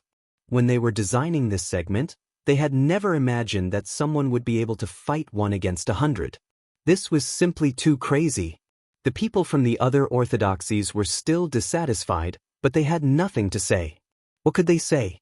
Was it because Lan Yu was too strong and didn't give them any chances? It really is as she said. This is a segment that tests one's luck, Heaven Chord Sect's Lady Snowdrift said as she looked at Lan Yu's back. It was precisely because Lan Yu had drawn first place that she was able to achieve such a frightening result. If she had drawn someone slightly lower in the order, the other orthodoxies would not have had to suffer so much. He's in the lead with 19 points in the first round. He has 156 points in the second round. Hey, are you kidding me? This Black Heaven sect is too domineering. Even if the other members of Group Delta add up their points, they still can't match up to the Black Heaven sect. All hail the Black Heaven sect. Some people could not help but be shocked when they noticed the huge difference in points. The entire audience cheered for the Black Heaven sect's strength. The other orthodoxies, on the other hand, did not look too good. The Black Heaven sect's performance was too domineering. They had accumulated such a terrifying number of points in just 2 rounds. With an absolute advantage, they were far ahead of all the orthodoxies present. I thought that without Chu Kuangren, the rest of the Black Heaven sect would not be a threat. But it seems like we've been too careless. Just Lan Yu alone is enough for us to handle. We must give it our all in the next round. By the time the first 2 rounds ended, the sky was already dark. Hence, the third round was scheduled for the next day. Since the third round was a challenge tournament, most of the Sky Prides from the various orthodoxies were studying their opponents that night. Among them, most Sky Prides were studying Lan Yu. The strength that she had displayed in the Beast Summoner Tower was too terrifying. If they did not have a plan to deal with that kind of combat strength, none of the Sky Prides in this championship had the confidence to defeat her. However, no matter how much they studied her, the strength that Lan Yu had displayed still made most of the Sky Prides feel a deep sense of helplessness. The Holy Radiant Physique is a supreme Taoist physique. Coupled with those sage techniques that are extremely compatible with her, she's practically invincible. It's too difficult to defeat her. I can only hope that I don't encounter her tomorrow. Inside the Black Heaven sect's residence, Chu Kuangren had summoned Nangong Huang, Murong Xian, and the others. "Sect leader, is there anything I can help you with?" Nangong Huang asked without beating around the bush. "The challenge tournament is tomorrow. I have some information about the Sky Prides in Group 4. Take a look." He took out a jade scroll and handed it over. Nangong Huang took it curiously and read through it. Information about the Sky Prides flooded into his mind, including their cultivation level, cultivation techniques, strengths and weaknesses, weapons, and so on. It was very detailed. "Sect leader, where did you get this from?" Even the orthodoxies of these Sky Prides might not have such detailed information. After all, which Sky Prides did not have a trump card up their sleeves? They had never revealed this trump card even to their closest friends. However, it was all within Chu Kuangren's grasp now. "Don't worry about where I got it from. With this information, it'll be easier for you guys to deal with tomorrow. Take your time to study it," Chu Kuangren said. Where did this information come from? Of course, he was the one who saw it. With his eye of revelation activated, there was no way that these Sky Pride's information could hide from him. With this information in hand, Nangong Huang and the others had a clear understanding of their opponents. Their chances of winning had greatly increased. Congratulations, host. You've drawn the Starlight Grade technique, 9 Deaths Blazing Blood Art. When he woke up in the morning, he happily drew a prize. Chu Kuangren had drawn a Starlight Grade Cultivation technique. 9 Deaths Blazing Blood Art? Why does this sound so familiar? Chu Kuangren murmured. Then, he suddenly remembered that he had read about this kind of cultivation method in the ancient books. Rumor had it that this technique was created by a sage more than 10,000 years ago. It could burn one's blood primordial to increase one's combat strength. It was said that the sage's wife was killed by a great sage. In order to take revenge, he did not hesitate to create this technique. Later on, he used this technique and successfully killed a great sage with the strength of an ordinary sage. That was how terrifying this technique was. However, this technique used one's own blood primordial as the price. Hence, once it was used up, one's lifespan would be greatly reduced. In the worst-case scenario, one's blood primordial would be depleted and one would die on the spot.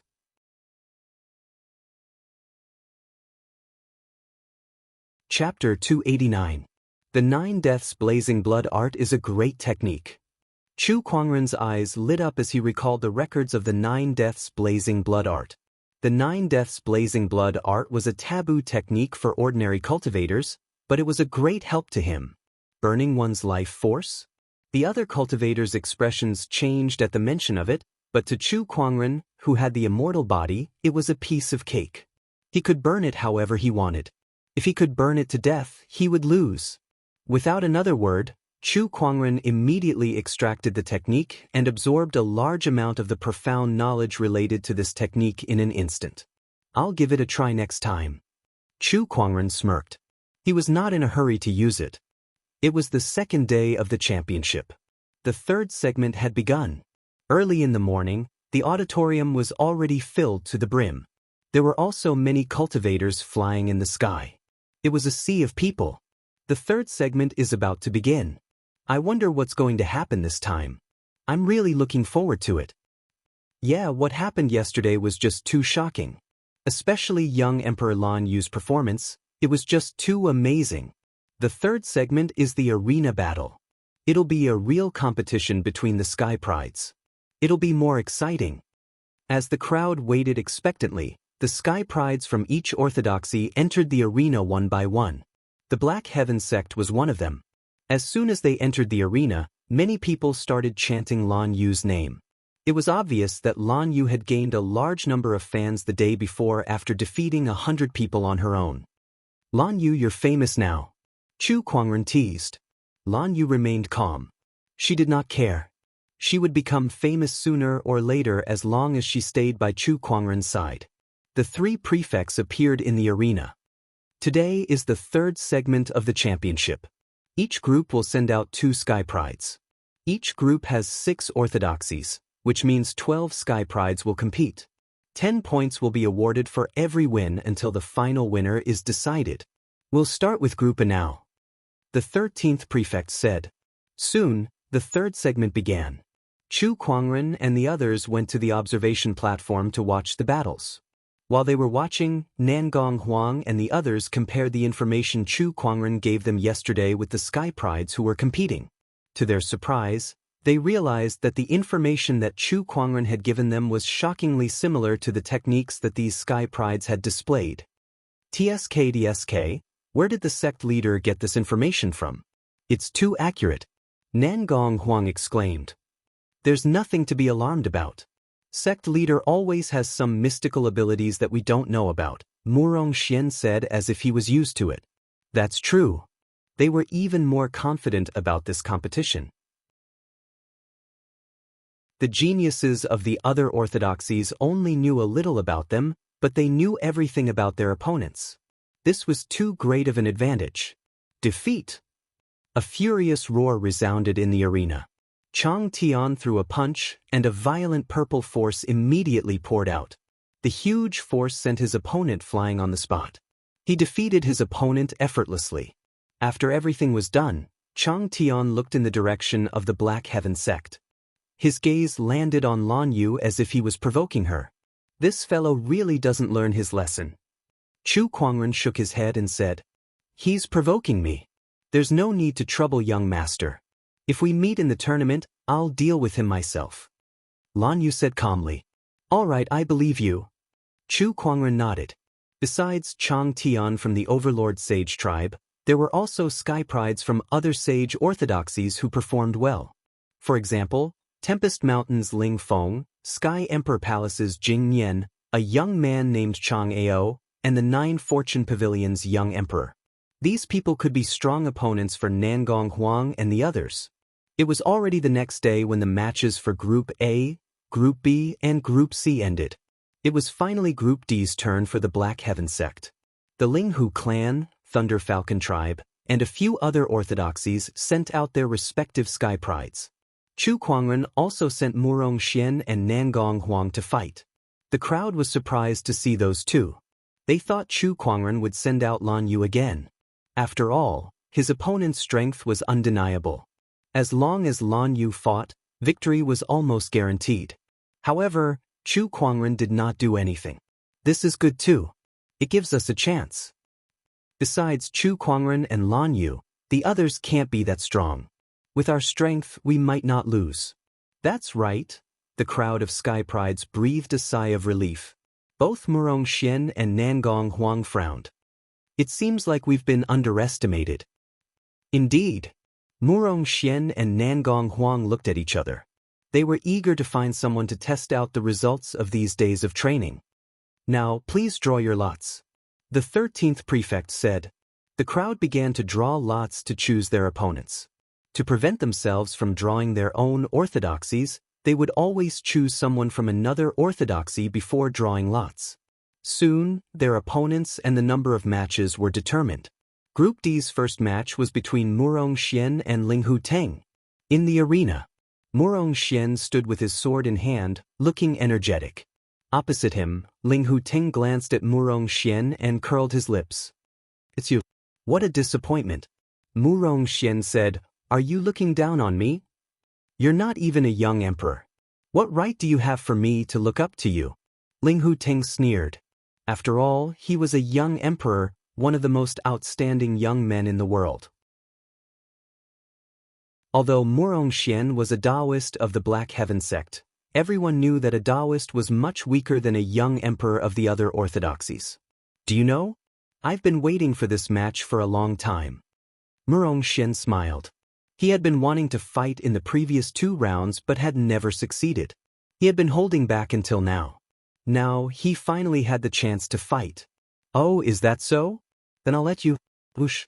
Before Linghu Teng could finish his sentence, Murong Xian, who was right in front of him, had already disappeared. When Murong Xian reappeared, he was already in front of Linghu Teng. His speed was so fast that Linghu Teng could not help but narrow his eyes. So fast. Linghu Teng channeled the spiritual energy in his body into the longsword in his hand. A mysterious Taoist rhyme filled the air as he swung his sword. A violent sword chi poured out like a tornado. Murong Xian seemed to have seen through his movements. Before he swung his sword, he had already leaped into the air, dodged the attack, and appeared behind him. "Oh no!" Linghu Teng's expression changed. The power of his sword was very strong. However, every time he used it, his body would freeze for a moment due to the impact of the spiritual energy in his body. Compared to the power of his sword technique, this momentary paralysis was something that not many people would notice in a battle. However, it was as if Murong Xian had been waiting for him to make his move. After dodging the attack, he appeared behind Linghu Teng and took advantage of the momentary paralysis to quickly attack. Scorching and explosive sword chi instantly erupted. Boom, boom, boom. The majestic sword chi continuously attacked Linghu Teng's body. In an instant, he was sent flying and crashed into a wall far away. "I'm going to kill you!" Linghu Teng roared in anger. When his body recovered from the paralysis, he was about to counterattack. However, he saw 6 huge fireballs above Murong Xian's head, looking extremely imposing. Divine 9 Suns Technique, 6 Sun Slash. 6 huge fireballs wrapped in sword chi shot out, smashing into Ling Huteng's body one after another. When everything had dissipated, Ling Huteng's entire body was charred black as he lay on the ground. His eyes had rolled back and he had fainted.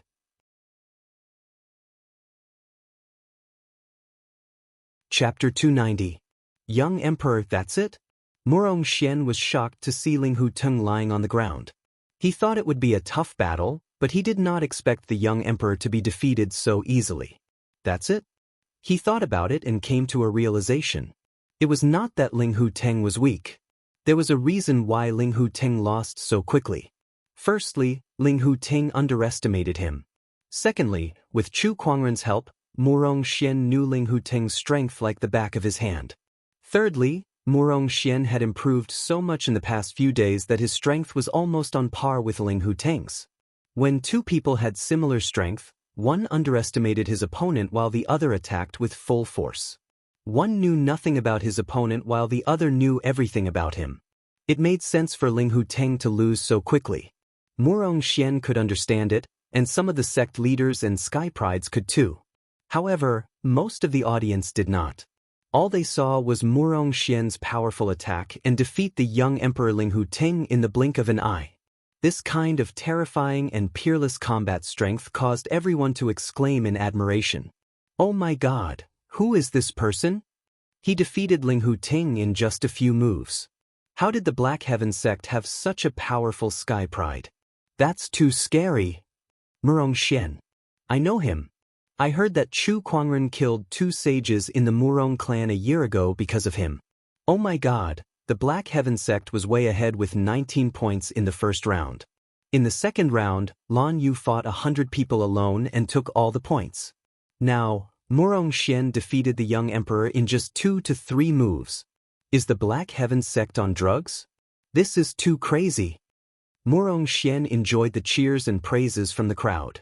He opened his arms and said, "The Black Heaven sect is the strongest. No one can stop us. We will definitely win this hegemony tournament." His declaration of victory pushed the atmosphere to its peak. Black Heaven sect. Black Heaven sect. Black Heaven sect. Everyone was shouting the Black Heaven sect's name. No one thought that Murong Xian was bragging because the strength that the Black Heaven sect had displayed had convinced everyone. The Black Heaven sect was unstoppable.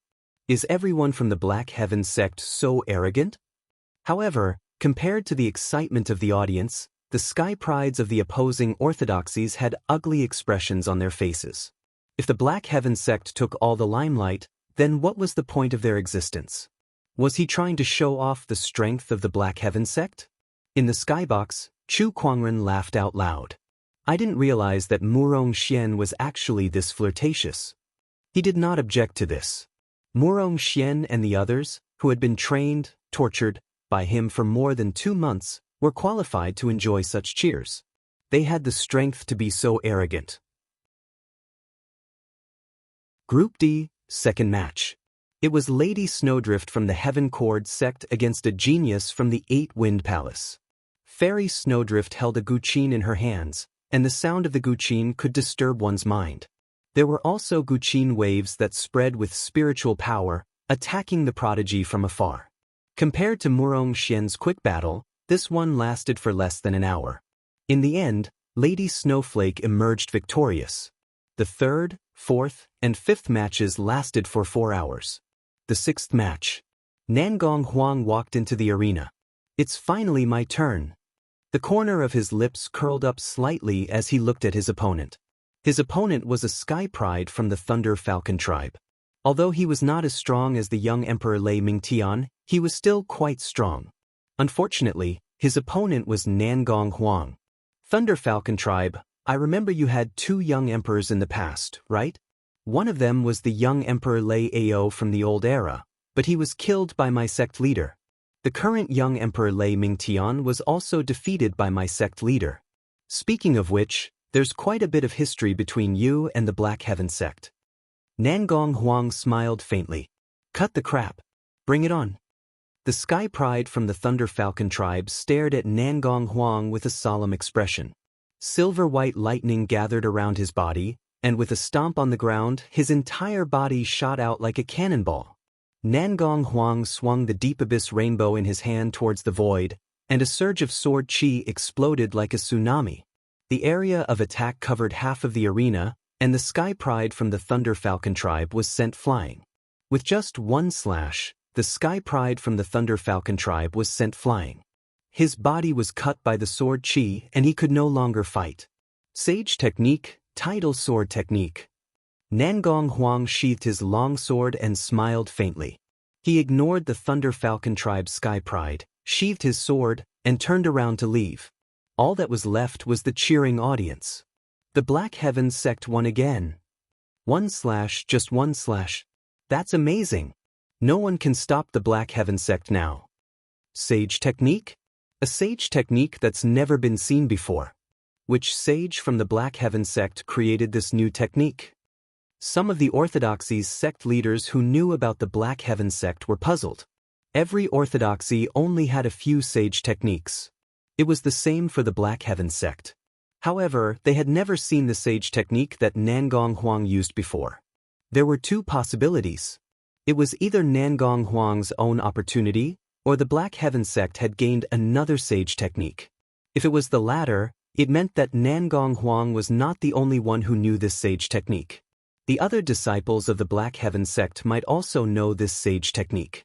At that thought, the sect leaders of several orthodoxies narrowed their eyes. Had the Black Heaven sect grown so powerful without them realizing it? 6 orthodoxies, 12 Sky Prides, and 6 of them had already won. The 6 of them were Nangong Huang and Murong Xian from the Black Heaven sect, Lei Mingtian from the Thunder Falcon tribe, Lady Snowflake and Xiao Tianai from the Heaven Cord sect, and Li Yin from the Supremacy Dao Palace. As for the Linghu clan and 8 Wind Palace, none of them advanced to the next round. Especially the Linghu clan, their young emperor had been knocked unconscious by Murong Xian in just a few moves. They had lost all face. The 6 of them drew lots again for a new round of matches. Lei Mingtian? Nangong Huang looked at the opponent he drew and could not help but look surprised. Looks like the Black Heaven sect and the Thunder Falcon tribe are fated to meet each other again. My opponent is Lady Snowflake from the Heaven Cord sect. Tisk, it's quite embarrassing to hit a woman. Murong Xian laughed. Then I hope Brother Murong will go easy on me. Lady Snowflake walked towards Murong Xian and smiled faintly. Not a problem. We're in the first round and it's about to start, Murong Xian said as he noticed the number of matches. Soon, the remaining Sky Prides left the arena. Murong Xian and Lady Snowflake stood about 10 feet apart from each other. Begin. The judge gave the order. Lady Snowflake immediately took out her guqin and plucked the strings with all 10 fingers. Guqin notes turned into sharp blades that sliced through the air. Heavenly Radiance Sword Technique. Murong Xian growled as his Crimson Sun Taoist physique was activated to its limit. A grand sun phenomenon appeared in the sky. With a slash of his sword, a majestic sword chi wrapped in a brilliant heavenly might slashed towards Lady Snowflake. Wherever it went, the guqin notes and sharp blades were shattered. Lady Snowflake's beautiful eyes widened when she saw this. Her first move was an ultimate move. Is this what you mean by going easy on me?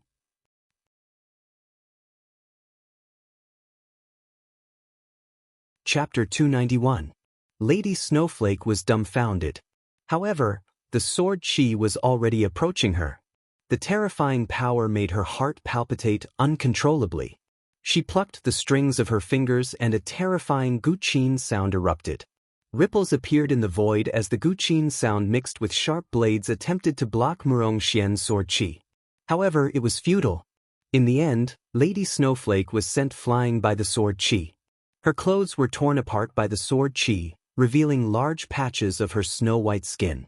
The male cultivators at the scene could not help but cry out in excitement. Lady Snowflake was extremely embarrassed.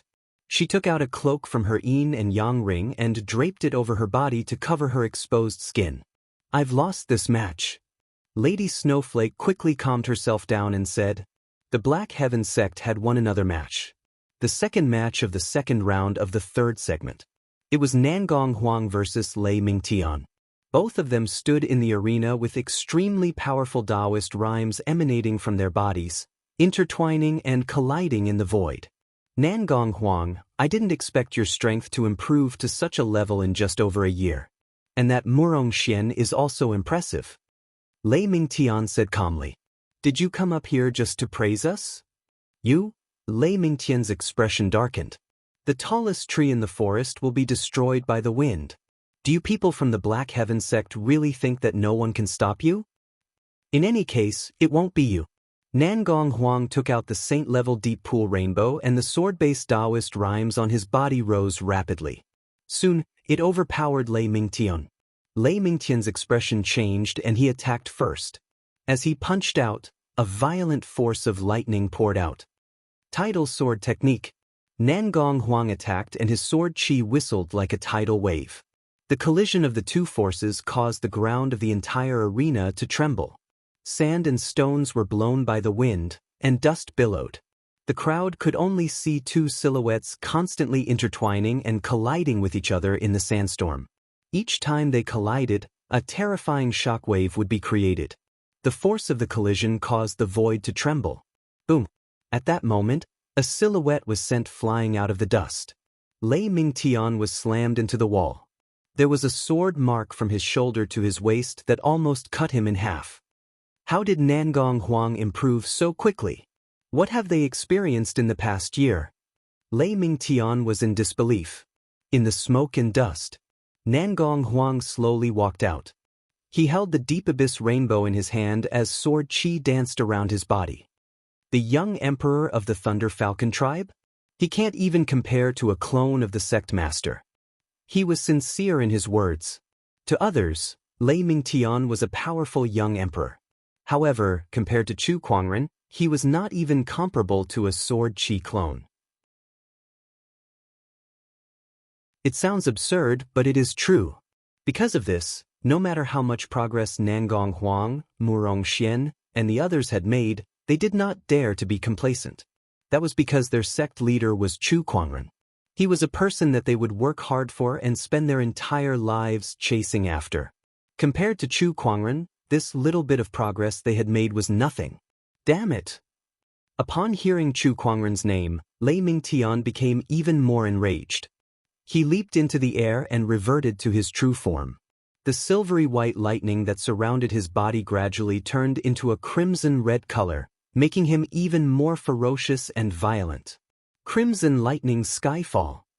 With a long roar, Lei Mingtian flapped his wings and a terrifying crimson lightning descended from the sky like a python towards Nangong Huang. The power of that attack was extremely terrifying. The lightning-based Taoist rhyme that emanated from it made every sky pride at the scene shudder. Even Nangong Huang had a solemn look on his face. Yin-yang rotation, sun and moon shattering. Both of Nangong Huang's eyes were flowing with black and white energy.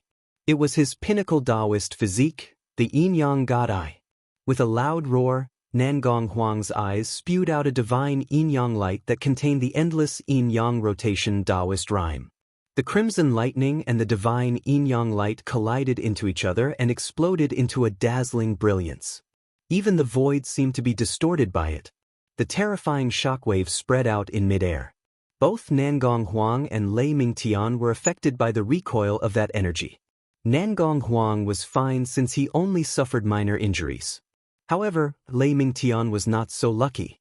He was already severely injured by Nangong Huang. And now that he was hit by that shockwave, he fell from midair onto the ground. Damn it, Lei Mingtian struggled to get up and fight again. However, he was sent flying by Nangong Huang's sword chi, and the battle was over. Nangong Huang had won. If we let the Black Heaven sect continue to win like this, the gap between them will only get bigger and bigger. It'll be useless even if they win the following battles. At this point in the competition, who cares about the points anymore? All we care about now is our pride. If we let the Black Heaven sect continue to be so arrogant, our orthodoxies will become a laughingstock. That's right. Even if we can't win, We should at least let the Black Heaven sect have a taste of defeat. The Sky Prides and sect leaders of all the orthodoxies looked at the Black Heaven sect with fear and unwillingness in their eyes. This was especially so for the members of Group Delta. They knew that it would be very difficult for them to stand out in the group stage at this point. The Black Heaven sect was too strong. However, they should at least make them lose once, right? If they allowed the Black Heaven sect to continue like this, wouldn't it make them look too useless as sage orthodoxies? The third match of the second round. It was Xiao Tianai from Heaven Cord sect versus Li Yin from Taoist School of Dedication. One of them was a current young emperor while the other was an ancient Sky Pride who was one of the 10 heroes. Both of them were engaged in an extremely intense battle. Black Emperor Indestructible Physique. Li Yin activated a unique technique that turned his body pitch black and indestructible. He forcefully withstood Xiao Tianya's zither wave attack and arrived in front of him, defeating him with a single punch. What technique is that? It's so powerful. Some of the Sky Prides were shocked. I've heard of it before. That's the Black Emperor Indestructible Physique. It's a body-tempering secret technique of Taoist School of Dedication that can turn one's body into a piece of godly metal. It's so powerful that it can even withstand an honorable Supreme's attack. The sect leader of Heaven Cord sect said. Then he sighed helplessly. 2 Sky Prides from Heaven Cord sect had advanced to the second round, but unfortunately, neither of them made it to the third round. Meanwhile, 2 people from Black Heaven sect had advanced to the second round as well. However, the result was the complete opposite. Both of them advanced to the third round. Now it's the third round. Since there are 3 people, one of them will have to draw lots. The remaining 2 will fight against each other, and the one who wins will fight against the other to determine the final winner. The 13th prefect said. He took out a box and the 3 of them drew lots. It'd be great if Li Yin had a bye. That way, the 2 from Black Heaven sect could fight each other and he could advance to the final round. One of the Sky Prides said. The others agreed with him. It was not that they had a good impression of Li Yin, but they simply could not bear to see Black Heaven sect being so domineering and embarrassing them. Yo, I gotta buy. At that moment, Nangong Huang looked at the bead in his hand. There was nothing on it. Meanwhile, the beads in Murong Xian and Li Yin's hands were engraved with the word, battle. F***C, Black Heaven sect is so lucky. 2 of them advanced to the next round, and now one of them has a bye. Poor Li Yin, he's fighting against 2 people at once. Li Yin's mouth twitched a little. However, he could not blame anyone for being unlucky.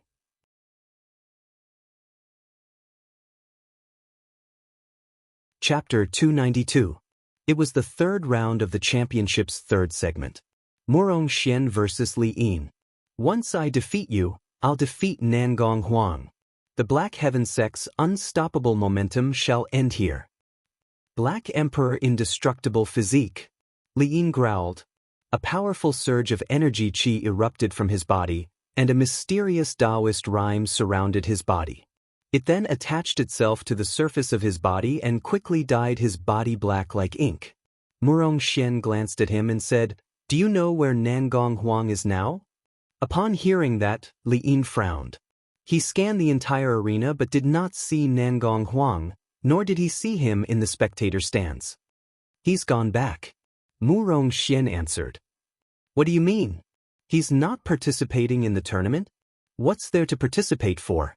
If I beat you, it'll just be me and him left. We're both from the Black Heaven sect, so it doesn't matter who wins or loses. Li Yin understood, but he was even more annoyed now. I'd like to see how you're going to break my Black Emperor Indestructible Physique. As he spoke, he charged towards Murong Xian. His violent aura was like an ancient ferocious beast, terrifying to behold. However, Murong Xian's eyes turned cold. He did not retreat, but instead slashed out with his sword. Then, an earth-shattering sword qi surged towards Li Yin. Li Yin let out a low roar and stood still. Countless sword qi landed on his body, letting out a series of clanging sounds. It's useless. Your sword qi can't break my body. You can't beat me, Li Yin said loudly. In fact, this earth-shattering sword qi could not hurt him at all. It did not even leave a white mark on his body. Such a powerful physique tempering technique shocked many people. Amazing, he can win. He can beat Murong Xian. The Black Heaven sect's invincible momentum will end here. The crowd of Sky Prides was extremely excited. In the spectator stands, Linghu clan head laughed and said to Chu Kuangren, "It looks like Murong Xian is going to lose." "Oh, do you want to make a bet?" Chu Kuangren chuckled. "What bet?" "Let's bet on whether or not Murong Xian will win. If he wins, I want 100 million caddies of high-tier spirit stones from your Murong clan. How about that?" Many sage orthodoxies were shocked when they heard this. 100 million caddies of upper spiritual stones was not a small sum. Even a sage orthodoxy would find it difficult to fork out such a sum. Was Chu Kuangren really so sure that Murong Xian would win? Patriarch Linghu's heart began to beat a retreat. However, when he saw that Murong Xian's sword energy could not harm Li Yin at all, he suddenly had an idea. Could it be that Chu Kuangren was just bluffing? He pretended to be calm, but in reality, he was not sure that Murong Xian would win either. However, with his usual style of doing things, it would not be appropriate for him to show it directly. He even used an outrageous bet to hide the uneasiness in his heart. He felt that he would be scared and not dare to bet with him. Patriarch Linghu thought about many things. Then he looked at Chu Kuangren's calm face and felt that he was right. If Chu Kuangren really thought that Murong Xian could win, then he should have shown an appropriate amount of uneasiness to trick Patriarch Linghu into betting with him. However, he was so calm, which meant that he was feeling uneasy and was pretending to be calm to scare Patriarch Linghu off so that he would not dare to bet with him. What a cunning Chu Kuangren! Meanwhile, Chu Kuangren had no idea that Patriarch Linghu had gone through a brainstorm in that short period of time. All he saw was Patriarch Linghu laughing and saying, "Chu Kuangren, do you really think I'm scared? I'll bet with you. However, if Murong Xian loses, I don't want any soul stones. All I want is the Descendant Self-Sword on your waist." Chu Kuangren raised an eyebrow. "You want my Descendant Self-Sword with just 100 million soul stones? You're really shameless." After all, the Descendant Self-Sword had fused with a sword soul and possessed a complete spiritual consciousness. It was almost foreseeable that it would become an emperor weapon in the future. Not to mention 100 million soul stones, even 1 billion soul stones would not be enough. "Why, are you afraid?" "There's nothing to be afraid of. It's a deal then." Chu Kuangren chuckled. At his words, the Descendant Self-Sword trembled a little as if it was a little displeased that Chu Kuangren was using it as a gambling chip. "Don't worry, he won't win." Chu Kuangren placed his hand on the sword's hilt and comforted it for a while. Compared to his calmness, Patriarch Linghu was anxious. Chu Kuangren had agreed so readily. Was he really sure that Murong Xian would win? Was his previous speculation wrong? "I'd like to bet with Brother Chu as well." At that moment, a voice came from the void. It was a white-robed elder who had spoken. Everyone looked at him. That elder's surname was Hong, and he was the Sky Emperor Palace Lord. "Oh, even the Sky Emperor Palace is here to join in the fun. I don't think I've had any dealings with you guys," Chu Kuangren said. "Heh, I'm just a gambler. I couldn't help myself when I heard someone talking about gambling. Please forgive me, Brother Chu." The Sky Emperor Palace Lord chuckled. "It's all right. Since Palace Lord Hong is so interested, I won't reject you. What would you like to bet on, Palace Lord Hong?" "I'll bet on whether Murong Xian will win. If he loses, I want that little bird on your shoulder." At that, the crowd could not help but look at Lil Red, who was perched on Chu Kuangren's shoulder. They were curious as to why the Sky Emperor Palace wanted that bird. Then, someone thought of something and his eyes narrowed. "Don't tell me that's the godly phoenix." The crowd was in an uproar when they heard that. Rumor had it that the godly phoenix had acknowledged Chu Kuangren as its master. A bird that was valued by the Sky Emperor Palace was naturally extraordinary. It was most likely the godly phoenix. "You want to bet on the godly phoenix? Do you have what it takes?" Chu Kuangren said indifferently. 8 billion top-tier soul stones and 2 sage weapons." The Sky Emperor Palace Lord said something shocking. Compared to Patriarch Linghu, his bet was much bigger. Even if it was a sage orthodoxy, if they suddenly lost 1 billion kilograms of spirit stones and 2 sage artifacts, it would definitely be a huge blow to them. Only a top-notch sage orthodoxy like the Sky Emperor Palace would dare to make such a bet. If it were any other sage orthodoxy, they would have to think twice even if the bet was reduced by half. That's not enough. I want all of the Sky Emperor Palace's cultivation techniques unconditionally. Do you agree? All right. The Sky Emperor Palace Lord gritted his teeth and agreed. Very well. Is there anyone else who wants to bet with me? The other sage orthodoxies looked at each other. They glanced at Murong Xian, Li Yin, and then at the Sky Emperor Palace Lord. Seeing that he dared to bet with Chu Kuangren, it seemed like he had a high chance of winning. I'll bet 300 million top-tier soul stones with Brother Chu.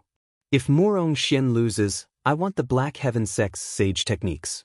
I don't need many, just 3 will do, the Taoist School of Dedication's sect leader said. He had great confidence in Li Yin. He knew how terrifying the Black Emperor indestructible physique was, and he was certain that Murong Xian would not win.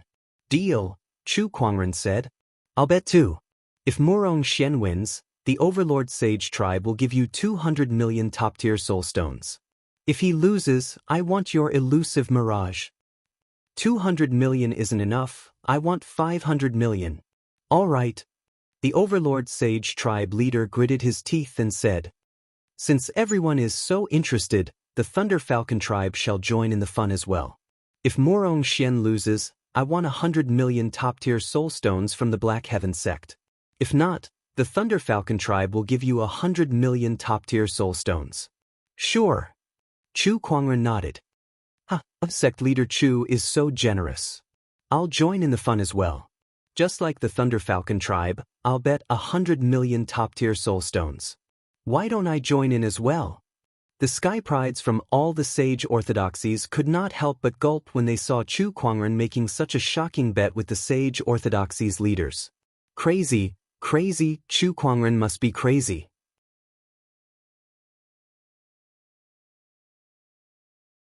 Chapter 293. Crazy, crazy. Chu Kuangren is crazy.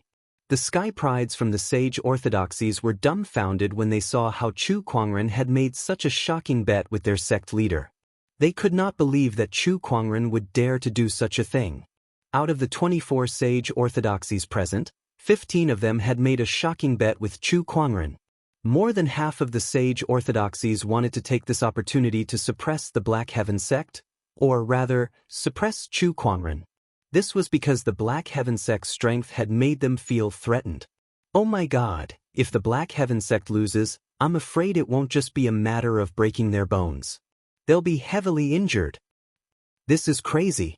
This Chu Kuangren is crazy. Where does he get his confidence from? At that moment, the 13th prefect, who was one of the judges, came before Chu Kuangren and smiled.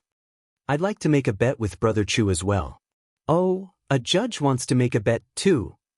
I'll bet 100 million top-tier soul stones with my name. What do you think?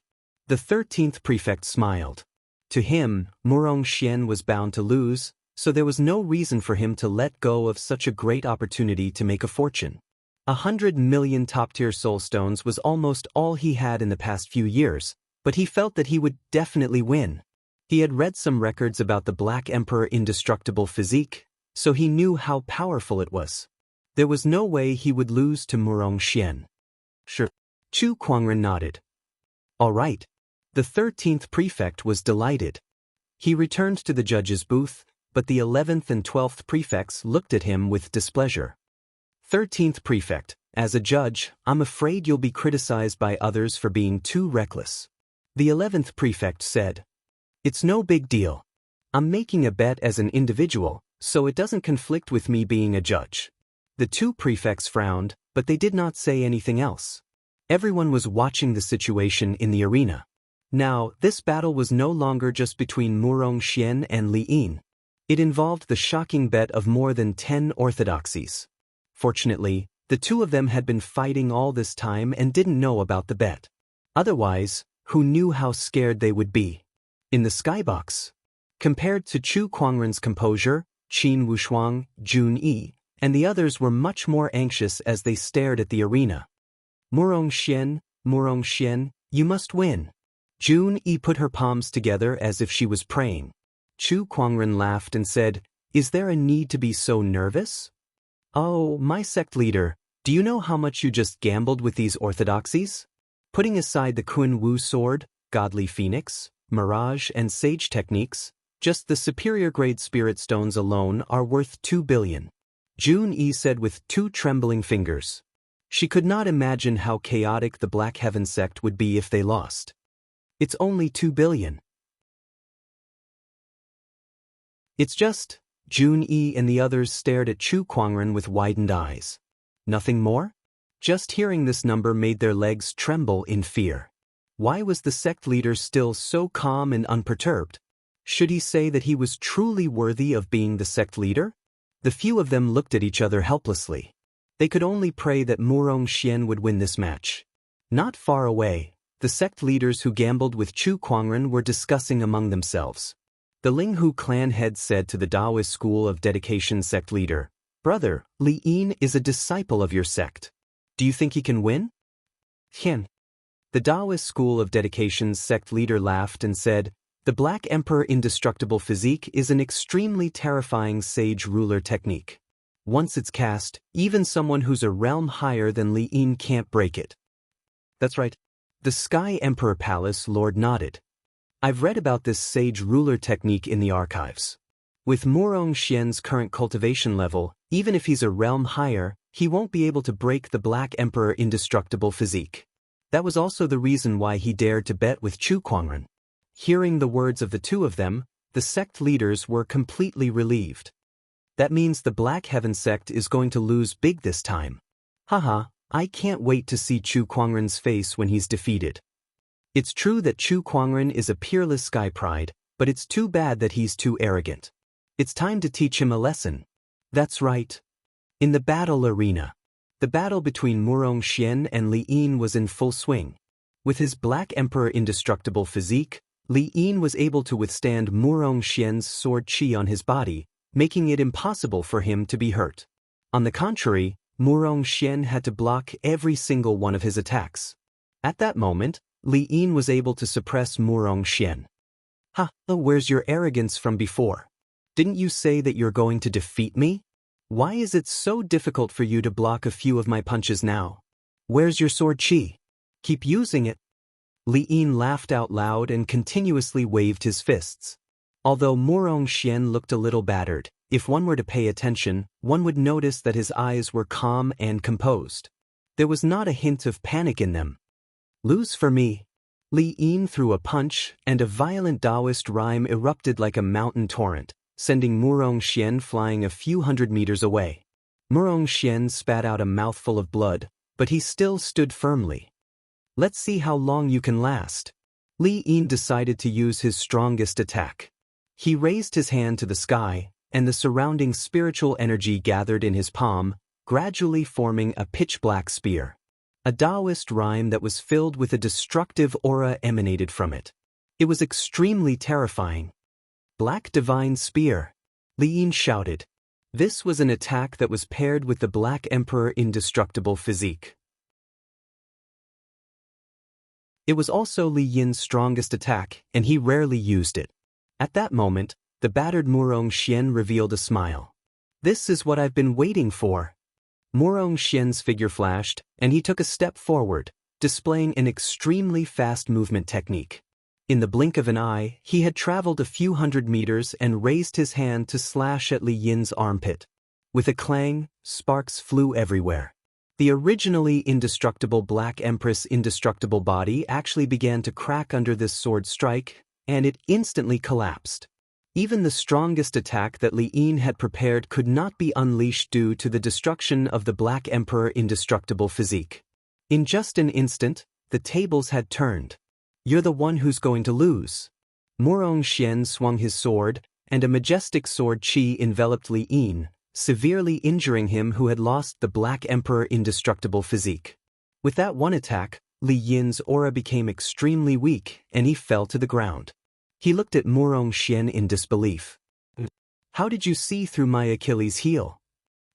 I don't know either, but someone told me. Murong Xian chuckled. The person he was referring to was none other than Chu Kuangren. Chu Kuangren had already given Murong Xian and the others detailed information about all the Sky Prides present, including Li Yin's weaknesses. Murong Xian seemed to be at a disadvantage, but everything was going according to his plan. He was just waiting for Li Yin to reveal an opening so that he could defeat him. Impossible.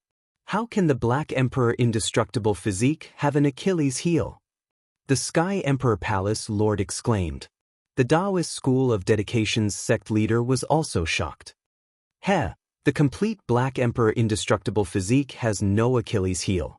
However, Li Yin has only cultivated the incomplete version, so this Achilles heel will appear when he uses the Black Divine Spear. At that moment, Chu Kuangren said. Then, he looked at the Sky Emperor Palace Lord and the others with a gentle smile. Everyone, please hand over your bets. Behind him, Qin Wushuang, Jun Yi and the other Taoists also stared at the Sky Emperor Palace Lord, Linghu clan head, and the others with glowing eyes. At that moment, there was only one thought in their minds: we've struck gold.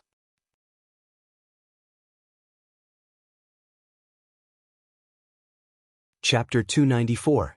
Chu Kuangren had long known that Li Yin's Black Emperor indestructible physique had a flaw, and he had also told Murong Xian and the others about it. This was also the reason why he dared to make this shocking bet.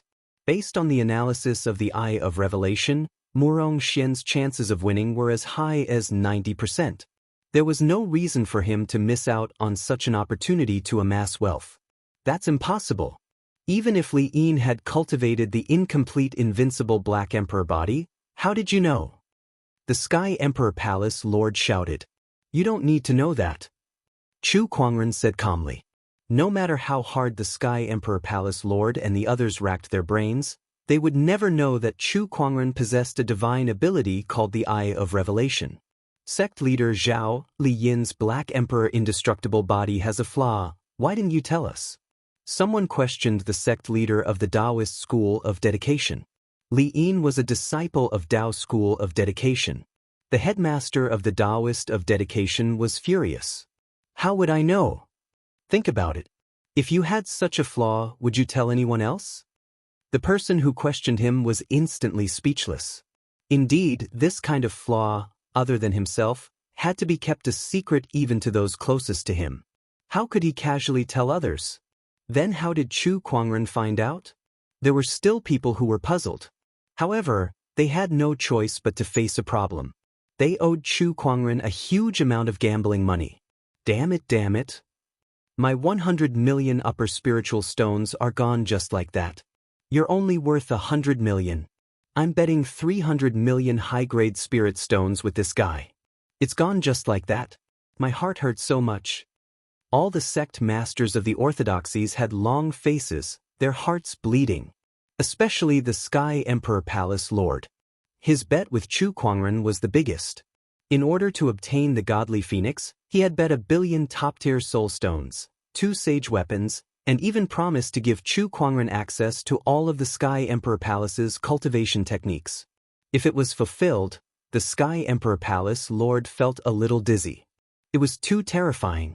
It was simply too terrifying. Those sage orthodoxies who did not bet with Chu Kuangren secretly heaved a sigh of relief, glad that they did not get involved. This Chu Kuangren was too strange. Under the circumstances where no one was optimistic about Murong Xian's chances, he had dared to make such a shocking bet with the orthodoxies. Most importantly, he had actually won. In the adjudicator's booth, the 13th prefect's face instantly turned pale. He had also bet 100 million top-tier soul stones with Chu Kuangren. After all, that was his entire savings over the years. Now, he was going to hand everything over to Chu Kuangren. How could he endure this? Damn it, how did Li Yin lose? Why did he lose? The 13th prefect was so angry that his face was cramping. The other 2 prefects shook their heads and said nothing. He only had himself to blame. At the same time, they were shocked. Chu Kuangren had struck gold this time. He's rich. Chu Kuangren has struck gold this time. The Sky Emperor Palace alone bet 1 billion upper-grade spirit stones with him. The other orthodoxies also bet a few billion. Everyone looked at Chu Kuangren with envy, jealousy, and hatred. How much did you offer? Chu Kuangren looked at the Sky Emperor Palace Lord and the others with a faint smile. A total of 4.5 billion upper-grade soul stones. At that moment, Jun Yi, who was standing behind Chu Kuangren, said with glowing eyes. When Chu Kuangren made the bet with the orthodoxies, she had already memorized all the numbers. Chu Kuangren looked at her approvingly before he looked at the crowd and said, "What are you waiting for? Do you want me to collect them myself?" Sect leader Chu, we can't fork out the 100 million upper-grade soul stones that we promised you at the moment. We only have 50 million here. Can you write an IOU for the rest? One of the orthodoxies asked. Sure. Chu Kuangren nodded. Sect leader, let me write it down for you. Jun Yi immediately took out a pen and paper and said excitedly. All right. The other orthodoxies also fulfilled their end of the bet. However, the bet was too big, and they did not have that many soul stones with them. Hence, they could only hand over a portion first and write an IOU for the rest.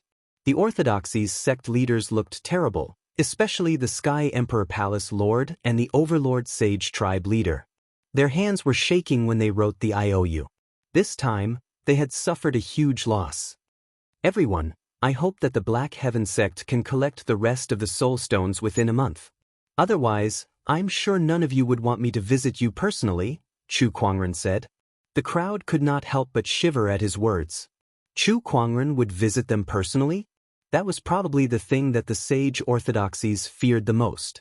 The incident with the Murong clan and the Shang clan was still fresh in their minds.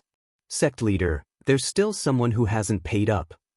Jun Yi, who was counting the bets, suddenly said. A cold glint flashed across Chu Kuangren's eyes as he swept his gaze across the orthodoxies.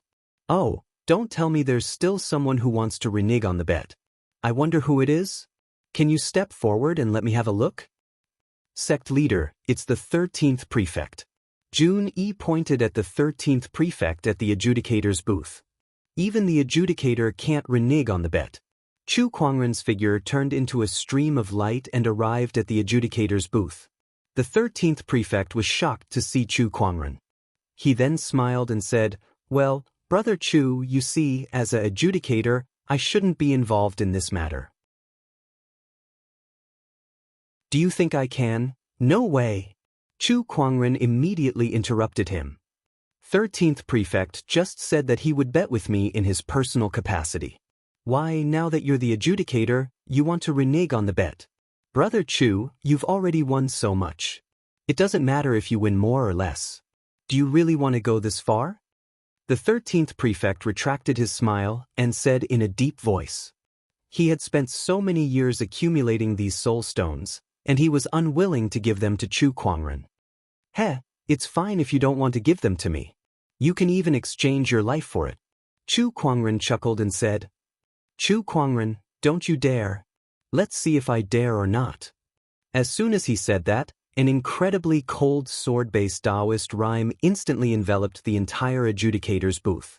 It was as if the surrounding air had turned into countless sharp swords, ready to cut the 13th prefect into 1,000 pieces in the next instant. The 11th and 12th prefect stood up in shock. At that moment, the 13th prefect also remembered what kind of person Chu Kuangren was. This was an unreasonable fanatic, a madman. He could challenge sage orthodoxies and slay sages. What else did he not dare to do? The 13th prefect was just an honorable supreme. Even if there were sages in the first city, would the sages fight Chu Kuangren to the death for him? There was a high chance that they would not. The 13th prefect reluctantly took off his yin and yang ring. Chu Kuangren scanned it with his spiritual thought and said, There's only about 80 million. There's still 20 million left. Prefect, please prepare it and send it to the Black Heaven sect in a month's time. Chu Kuangren, The 13th prefect was so angry that his body was trembling, but he dared not say a word. You don't have to do that. It's only right that I lose the bet. Chu Kuangren then turned around and left the audience seats. The 11th and 12th prefect looked at the 13th prefect with pity. What happened today was definitely a huge blow to the 13th prefect, who valued money as much as his life. They would not be surprised even if the 13th prefect went crazy on the spot.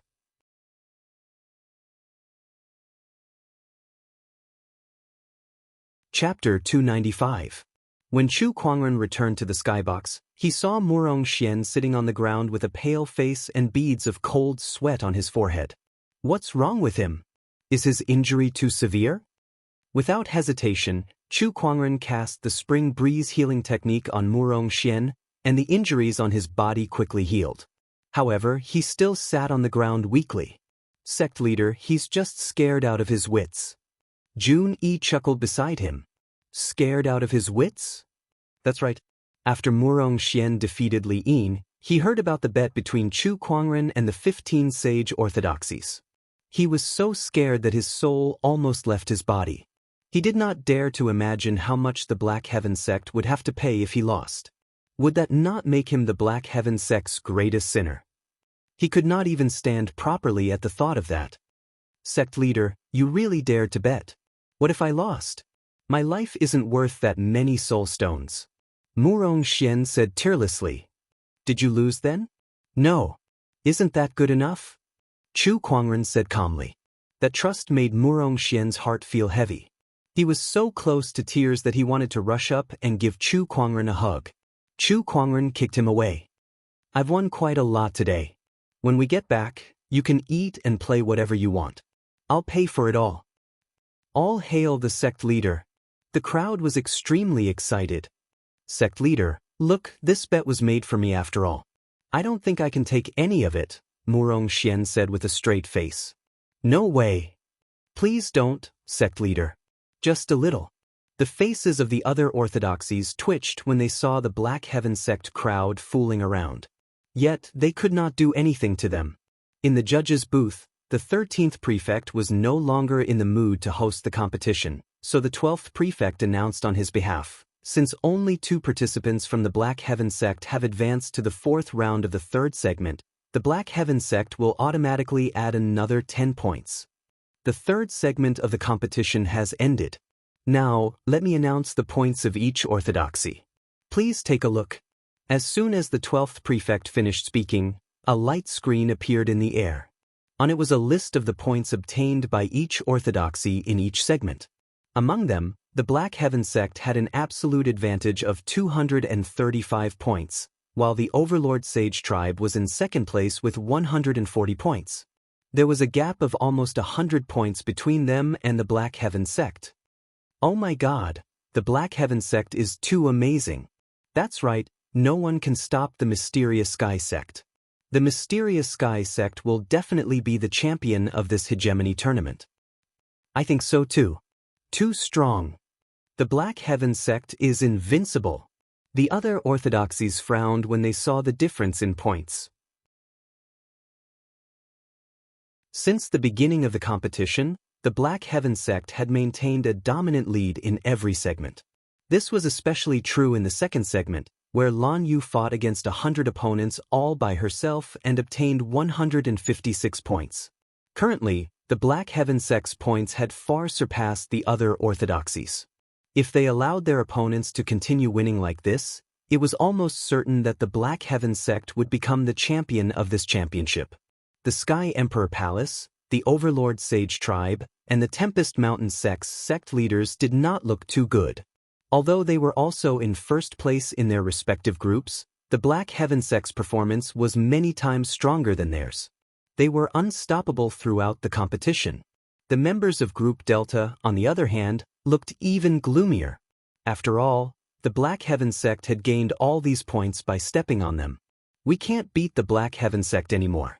Even if they lose in the next segment, their points will still be enough to crush us, the Linghu clan head said in a grim tone. Although we can't win, it would make us look useless if we were to leave the competition in such a pathetic manner. No matter what, we have to make the Black Heaven sect look pathetic, the Thunder Falcon tribe leader said as he stared in the direction of the Black Heaven sect. The other orthodoxies in Group Delta had the same thought as well. The third segment had ended. Chu Kuangren led the crowd and left. That night, It was another round of revelry. Chu Kuangren, who had won 4.5 billion top-tier soul stones, was not stingy at all as he went to the Four Seas restaurant. "Boss, I'll book this restaurant for you." When Chu Kuangren arrived at the restaurant, he said generously to the owner of the restaurant. The owner of the Four Seas restaurant, the largest restaurant in First City, could not help but be stunned when he heard that. Then he smiled and said, "My friend, you must be joking. As the largest restaurant in First City, you'll need at least 1 million top-tier soul stones to book this place for a night. Besides, we have many esteemed guests in our restaurant, so if you book the entire place, they might not be happy. Take it." Chu Kuangren immediately threw a yin and yang ring at the owner and smiled. "There are 5 million top-tier soul stones in here. If it's not enough, you can add more. As for the others, just tell them that I, Chu Kuangren, have booked the entire place." The owner took the yin and yang ring and gulped when he saw that it was filled to the brim with top-tier soul stones. That many top-tier soul stones were equivalent to 2 months of the Four Seas restaurant's income. When the owner heard Chu Kuangren's name, he was even more shocked. "Oh my God, it's him. Brother Chu, please come in. I'll ask the others to leave now. Tonight, the Four Seas restaurant will be at your service." The owner smiled and bowed as he welcomed Chu Kuangren and the others into the restaurant. Meanwhile, the waiters in the restaurant began to chase the guests away. The people who were enjoying their meal suddenly became displeased. Who's so arrogant to book the entire place? The Four Seas restaurant too. Last time, a Sage Orthodoxy's sect leader wanted to book the entire place, but they didn't even let them. How can they do it this time? I haven't even finished my meal. Faced with the crowd's dissatisfaction, a manager stepped forward and said, "Everyone, please calm down. As a token of our apology, everything is free this time.